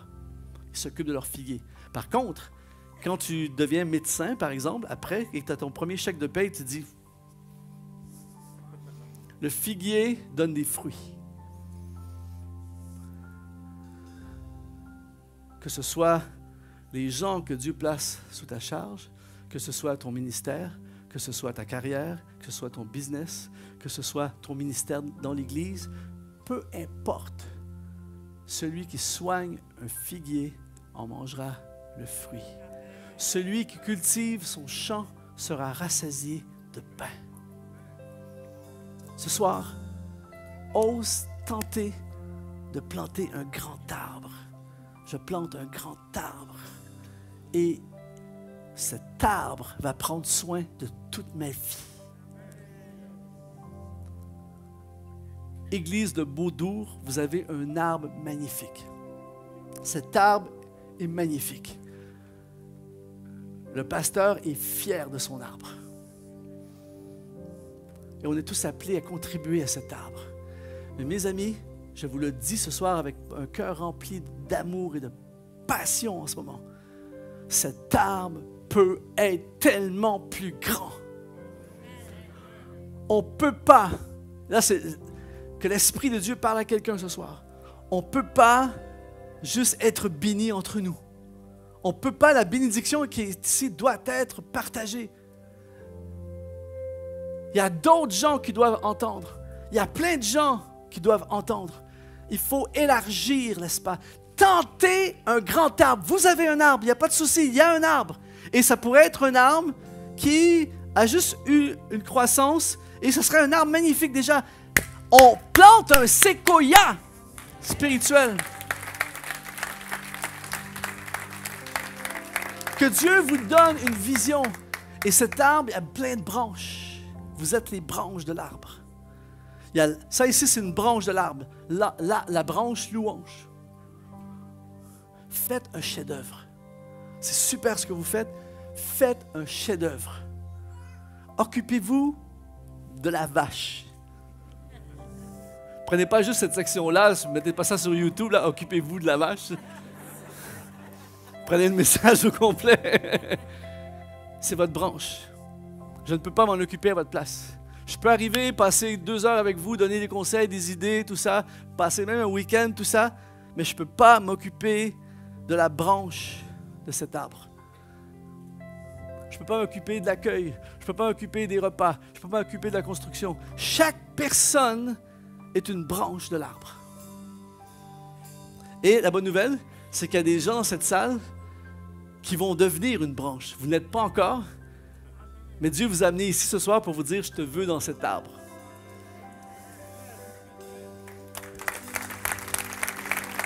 Amen. C'est dur à croire, que mon premier message, c'était que 5 minutes. Seigneur Jésus, ce soir, on a chanté tout à l'heure ce chant, le Dieu de l'impossible. Cet homme est un résultat du Dieu de l'impossible. Quand je te regarde, j'entends possible.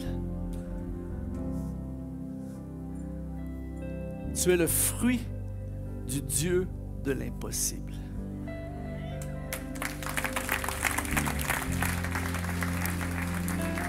J'ai parlé avec le pasteur. Si vous ne connaissez pas l'histoire, je ne vais pas vous raconter l'histoire, c'est un peu trop long là, ce soir. J'ai parlé avec le pasteur. On a parlé de toi tout à l'heure.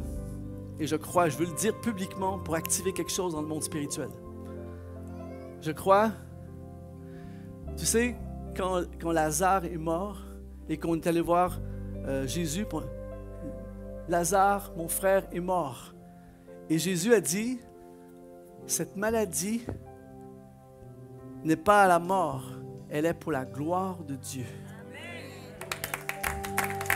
Fort ça! Les voix de Dieu ne sont pas nos voix. Il y a des voix, des fois tu te dis, pourquoi cette voix, Seigneur? Je suis sûr que tu es le mieux placé pour dire, pourquoi cette voix? Mais pendant que tu me racontais les détails de l'histoire hier soir, j'entendais, cette maladie est à la gloire de Dieu. Et Dieu va activer, va provoquer des circonstances, toutes sortes de choses. Mais je l'ai vraiment, quand on parlait tout à l'heure, le Saint-Esprit m'a saisi par rapport à ça. Donc, je t'ai juste donné quelques idées de choses que je voyais. Mais je crois que Dieu va se servir de ça. En fait, j'ai un message, quand vous allez me réinviter, j'ai un autre message qui s'appelle « L'obstacle est le chemin ». C'est fou. L'obstacle de ta vie, c'est le chemin de ta vie. Et l'obstacle épouvantable que vous avez affronté en tant que famille va devenir, c'est un truc de malade, ça va devenir le chemin que Dieu va utiliser pour vous propulser dans une dimension que vous-même vous dites c'est pas possible. Il va arriver des trucs dans les prochaines années, vous allez dire c'est pas possible, c'est pas possible. Et ce n'est pas un hasard que tu as tout documenté. En fait, il y a des photos, c'est un truc de fou, j'ai des photos. Et je me dis, pourquoi il a autant documenté? En fait, j'entendais le Saint-Esprit qui disait, c'est moi qui a permis que ça soit documenté parce que ça va être vu.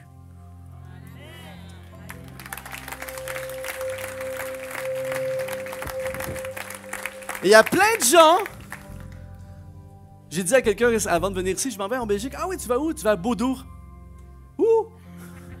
Beaudour. Ah bon? Beaudour? C'est du côté flamand?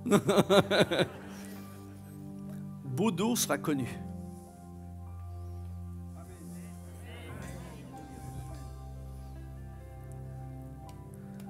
Beaudour sera connu. Cette maladie est à la gloire de Dieu. Dieu va, il va faire une recette de propulsion. Alors que vous allez tenter quelque chose de grand pour Dieu.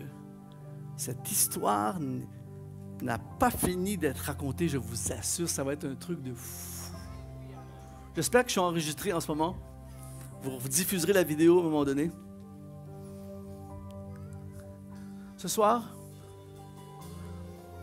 je veux appeler dans cette salle quelqu'un qui dit, Luc, on est quelle date? On est quelle date aujourd'hui? 10 septembre. 10 septembre 2022. Week-end du 9 au 11 septembre 2022. J'ai pris la décision de tenter quelque chose de grand pour Dieu. Et comprenez bien, la grandeur, selon Dieu, c'est très relatif. J'ai raconté des histoires, des trucs spectaculaires, mais gagner une âme, c'est quelque chose d'extrêmement grand dans le royaume de Dieu. Je vous garantis, monsieur, madame, dans cette salle, le jour où On va baptiser votre fils qui est loin de Dieu en ce moment. Je vous garantis que c'est quelque chose de grand devant Dieu. Vous allez tenter quelque chose de grand, ramener votre fils dans les voies de Dieu. On va le bombarder d'amour, pas de versets, d'amour. On va le bombarder d'amour comme j'avais. On va lui faire un piège d'amour. On va le bénir, il va dire qu'est-ce qui se passe pour lui montrer l'amour de Dieu. On va tenter quelque chose de grand. Je ramène mon fils à Dieu, je tente quelque chose de grand. Je dis ça pour bien équilibrer, pour être sûr que tout le monde comprend bien mon message. On ne sera pas tous des alpinistes au sommet de l'Everest, on ne sera pas tous des multimilliardaires. Ce n'est pas ça que je suis en train de dire. Je suis en train de dire, j'ai reçu quelque chose, j'ai quelque chose à accomplir. Je ne serai jamais probablement Reinhard Bonnke à prêcher devant 100 000 personnes, mais ce n'est pas grave. Je plante mon arbre, je tente quelque chose de grand. Est-ce qu'on peut fermer les yeux pendant un instant, s'il vous plaît? On va prier dans un instant. C'est vraiment le temps que j'ai pris, ça? Je suis grave. Il est grave, le Canadien. Seigneur Jésus. Pendant que nos yeux sont fermés, ce soir,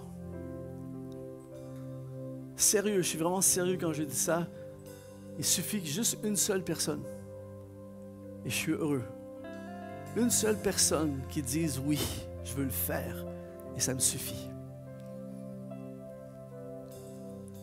Ça fait longtemps que je ne suis plus dans les chiffres, même si les chiffres, c'est important. Je préfère prêcher dans une salle où il y a 12 personnes, où il y en a un qui va s'engager pour Dieu, que de prêcher dans une salle où il y a 10 000 personnes et les gens ne sont pas sérieux avec Dieu. Ce soir, si vous êtes ici dans cette salle et vous dites, Luc, je prends la décision, ce soir, je vais tenter quelque chose de grand pour le Seigneur, je vais tenter quelque chose de nouveau dans ma vie. Je sais que le pasteur a prêché un super message. C'est quand la dernière fois que vous avez fait quelque chose pour la première fois? Ce soir, c'est la suite. Et si vous êtes ici et vous dites, Luc, je vais tenter quelque chose de nouveau. Je veux tenter quelque chose de grand pour le Seigneur. Je veux tenter quelque chose, pas pour moi, pour Dieu, quelque chose qui est plus grand que moi, quelque chose qui a une portée éternelle. Je vais tenter de combattre pour le Seigneur. Je vais tenter de planter un grand arbre. Je vais tenter de prêcher l'Évangile. Me voici, Seigneur, ce soir. Même si ça a l'air impossible, je vais tenter. Je vais au moins tenter. S'il y a quelqu'un qui prend cette décision ce soir, lève ta main devant le Seigneur partout dans cette salle. Devant le Seigneur, pas devant moi, devant le Seigneur. Je vais tenter. Amen, on peut baisser nos mains. Wow, ça va être génial ça.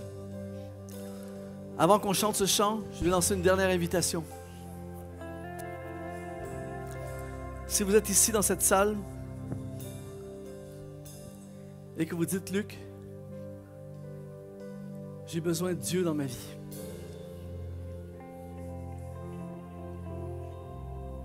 Vous faites face à de l'impossible. Vous faites face à une situation impossible.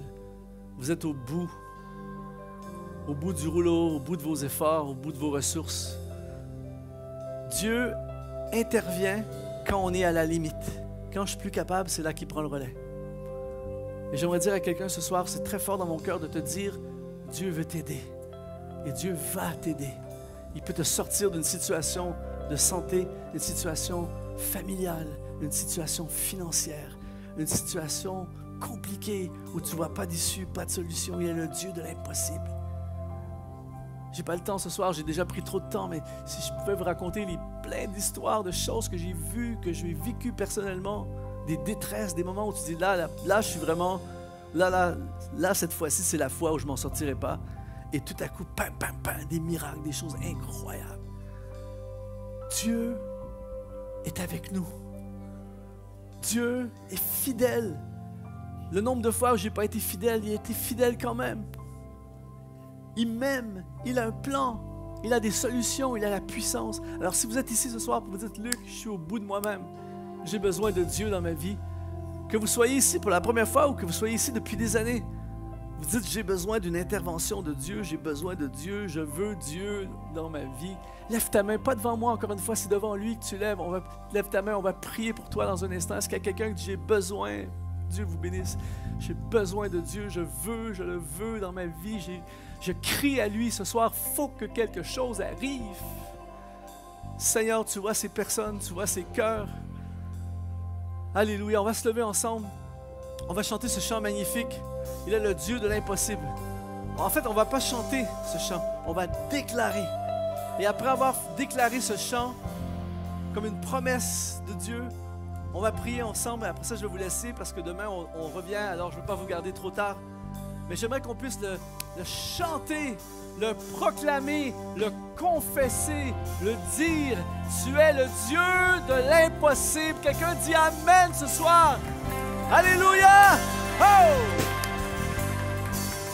Dieu de l'impossible. On le chante, on le déclare. Je sais qu'il peut tout accomplir. Oh, Tout accomplir. Il est sans limite. En lui, je peux tout oh, je accomplir. peux tout accomplir. Dieu de l'impossible. Il est celui qui guérit, il est celui qui restaure. Je sais qu'il peut tout accomplir. Oh! Tout accomplir. Il est sans limite. Oh! En lui, je peux tout Tout accomplir. accomplir. Tout accomplir. On le chante.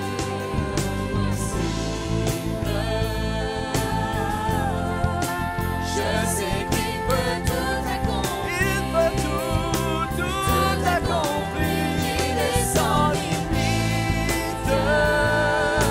Oh! En lui, je peux tout accomplir. Oui, tout accomplir. Impossible. Tu es le Dieu de l'impossible. Je sais qu'il peut tout accomplir. Alléluia! Tout Oh! accomplir, il est sans limite. En lui, je peux tout accomplir. Tout accomplir. Alléluia. On va faire une prière ensemble ce soir. Je vais demander à toutes les personnes qui ont levé la main, qui ont besoin de Dieu dans leur vie en ce moment. Vous avez besoin que l'impossible devienne possible. Vous avez besoin d'une intervention surnaturelle. Vous avez besoin d'un miracle. Vous avez besoin d'une guérison. Vous avez besoin d'une solution. Vous avez besoin qu'une porte s'ouvre. Vous avez besoin que quelque chose débloque. Vous avez besoin de lui dans votre cœur ce soir. On va faire une prière ensemble, mais puisqu'on est une famille, on va la prier ensemble, cette prière. Mais si vous êtes ici pour la première fois ce soir et que vous voulez faire cette prière, je vous invite, en toute simplicité, je vous invite à déclarer avec nous cette prière en disant « Seigneur mon Dieu, je reconnais ce soir que j'ai besoin de toi. Je te demande pardon pour tous mes péchés. Je reconnais aujourd'hui que je suis pécheur et j'ai besoin de ta grâce. Je prends la décision ce soir de te suivre, de faire de toi le Seigneur de ma vie, la fondation de ma vie.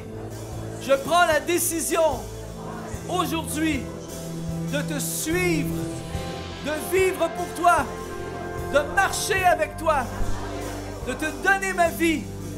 Et par la foi ce soir, je déclare que rien n'est impossible avec toi. Et je déclare ce soir qu'avec Dieu, nous ferons des exploits. Je déclare ce soir, l'impossible va devenir possible. Au nom de Jésus. Amen. Alléluia.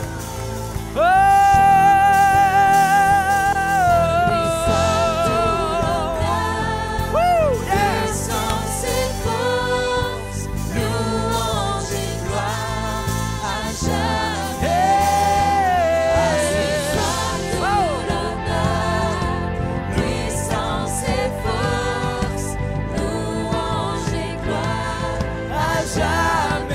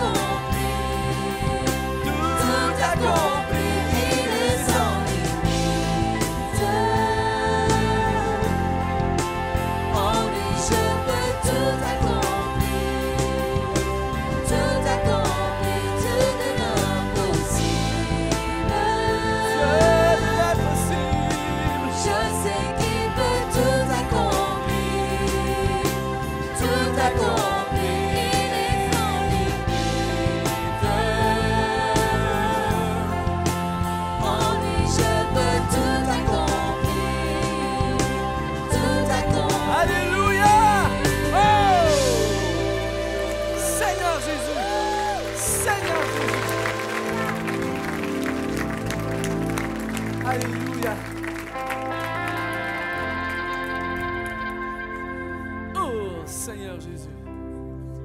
Mes amis, mes amis, mes amis, mes amis, mes amis, mes amis. Je veux déclarer ce soir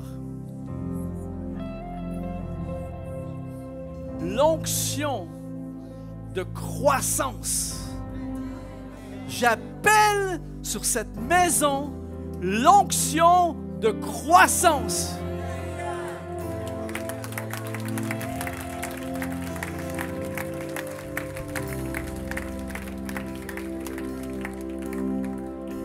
Ce week-end, on dédicace, entre autres, ce bâtiment, cette maison. Je déclare par la foi, c'est pas basé sur Luc Dumont. Moi, je suis très peu dans l'équation, mais basé sur la fondation, la Bible qui est là. Je déclare l'onction de croissance. Et quand je parle de croissance, c'est en nombre, en qualité, en fruits, on va grandir, des hommes et femmes qui grandissent croissants. Je ne sais pas comment Dieu va le faire, mais c'est sûr que ça ne va pas rester comme ça. Ça ne va pas rester comme... Je ne sais pas si je reviendrai, quand je reviendrai, mais c'est sûr quand je reviens...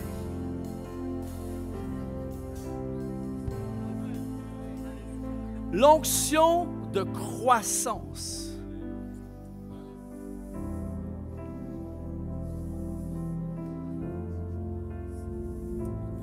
Dieu va vous déstabiliser. Ça vient du Saint-Esprit. Dieu va vous déstabiliser. Je vois quelque chose arriver qui va déstabiliser. Ce n'est pas négatif, ne vous inquiétez pas. En fait, pour que vous ayez dans une dimension supérieure de croissance, Dieu va bousculer des choses.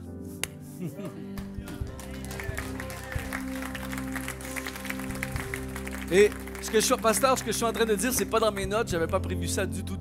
J'ai dit ça avant de céder le micro. Mais je vois la croissance. Mais Dieu va... Des fois, je n'ai pas les mots. Dieu va vous déstabiliser dans le sens où ça va être nouveau. C'est pas habituel. C'est pas comme d'habitude. En fait, le futur ne sera pas comme d'habitude.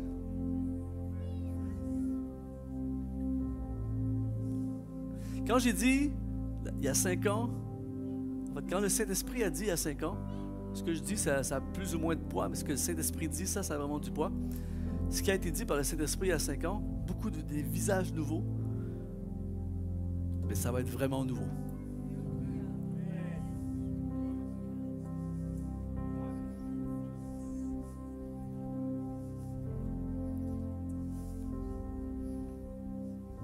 Vraiment nouveau. En fait, cette Église, c'est le cœur de Dieu. Maintenant, c'est vous qui faites le travail par la suite. Mais cette Église va être métamorphosée.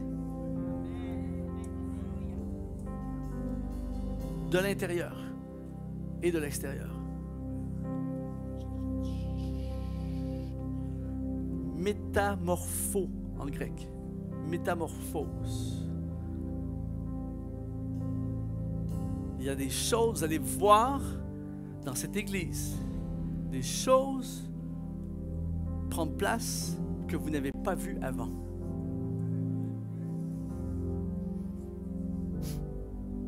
Je le dis ou je le dis pas? Je le dis ou je le dis pas? Je le dis ou je le dis pas?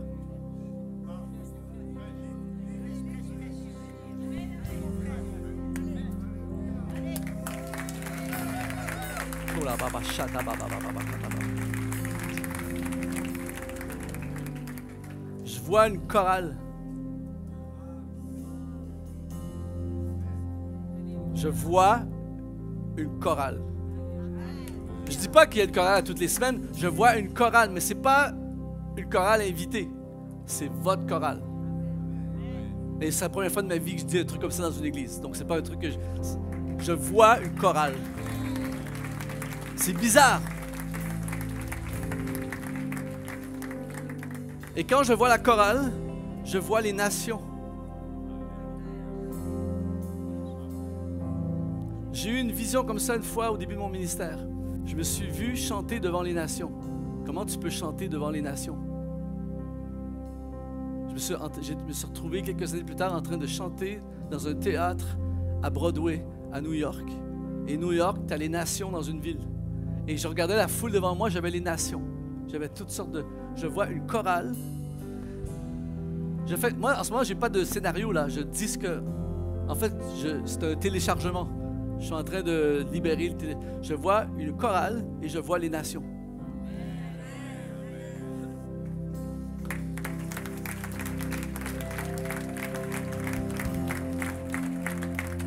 Mais elle est très grosse, la chorale. C'est ça le truc.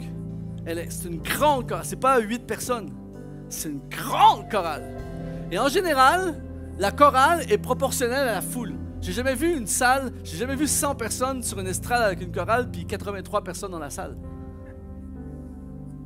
Je vois une chorale avec un écran énorme.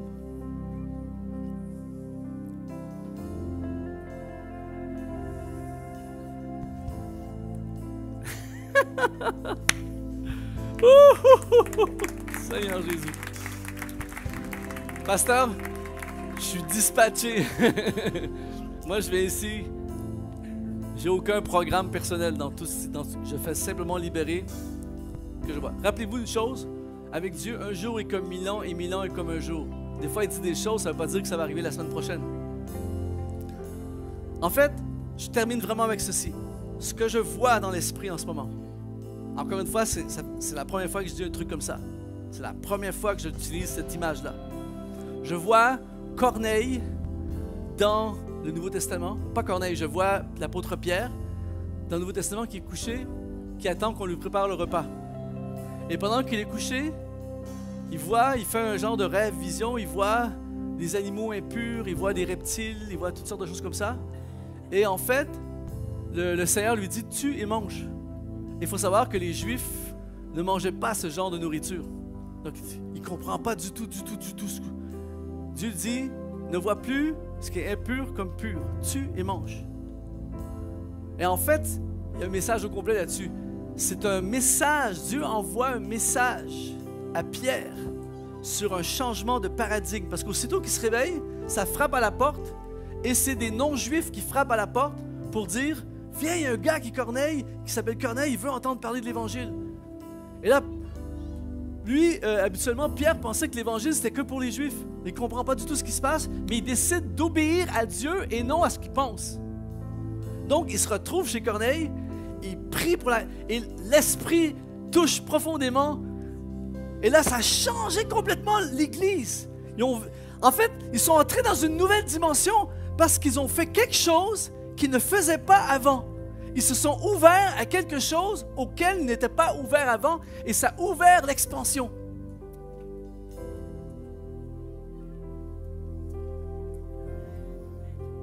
Et Dieu dit ce soir, tue et mange. Ouf! C'est violent ce soir dans le Saint-Esprit. Je crois qu'il va se passer une méga révolution. Et là, je comprends pourquoi Dieu me donne tous ces messages. Je ne comprenais pas pourquoi Dieu me donnait cette direction avant de venir ici. Dieu dit, je me plais dans ce qui prend place ici et je veux les amener plus loin. Et pour les amener plus loin, ils doivent faire quelque chose qu'ils ne faisaient pas avant. Demain, si j'ai le temps, je vous expliquerai mon histoire à moi. Beaucoup de gens m'ont connu comme Luc Dumont, le conducteur de louanges. Et Dieu m'a dit, il y a environ 4-5 ans, envahis l'Internet. Et il m'a forcé, littéralement, dans quelque chose que je n'étais pas à l'aise et dans lequel je ne le croyais même pas. C'est-à-dire faire des vidéos, aller sur le web. Mais j'ai décidé d'obéir à ce que Dieu me demandait de faire Et ça m'a amené à faire des choses. Mon programme a changé complètement. Et ça a exponentialisé tout ce que je fais. C'est un truc de fou. L'autre jour, je monte dans l'avion. J'arrive dans l'avion. La dame, l'agent de bord, « Oh, exponentiel! Vous vous asseyez en première. » J'arrive au restaurant à Paris il y a quelques semaines de ça. J'arrive au restaurant à Paris. Je viens pour payer l'addition. J'étais avec un pasteur. La dame, la serveuse dit, « Oh, vous n'avez pas besoin de payer, c'est le monsieur là-bas qui a payé. » Je vais voir le monsieur, merci beaucoup. Il dit, « Ah, je regarde tous vos vidéos, ça a changé ma vie. » J'arrive hier, c'était vendredi, j'arrive de Montréal, Paris. À Paris, je prends le TGV. Je m'assois dans le TGV. La dame à côté de moi dit, « Oh, exponentiel! J'ai vos vidéos, ça a changé ma vie. » Ça n'arrête pas! Ça n'arrête pas, c'est un truc de fou! Tout ça parce que j'ai décidé de sortir du connu, sortir de ce que je connais, ce dans quoi... Donnez-moi ma guitare, je suis confortable avec ma guitare, mets la guitare de côté, mets une caméra, parle! C'est pas ça que je suis habitué. Fais des choses nouvelles que tu n'es pas habitué. Tue et mange! Et c'est exactement ce qui va se passer ici. Et ça va amener un shift dans cette Église qui ne sera plus jamais pareil. Amen.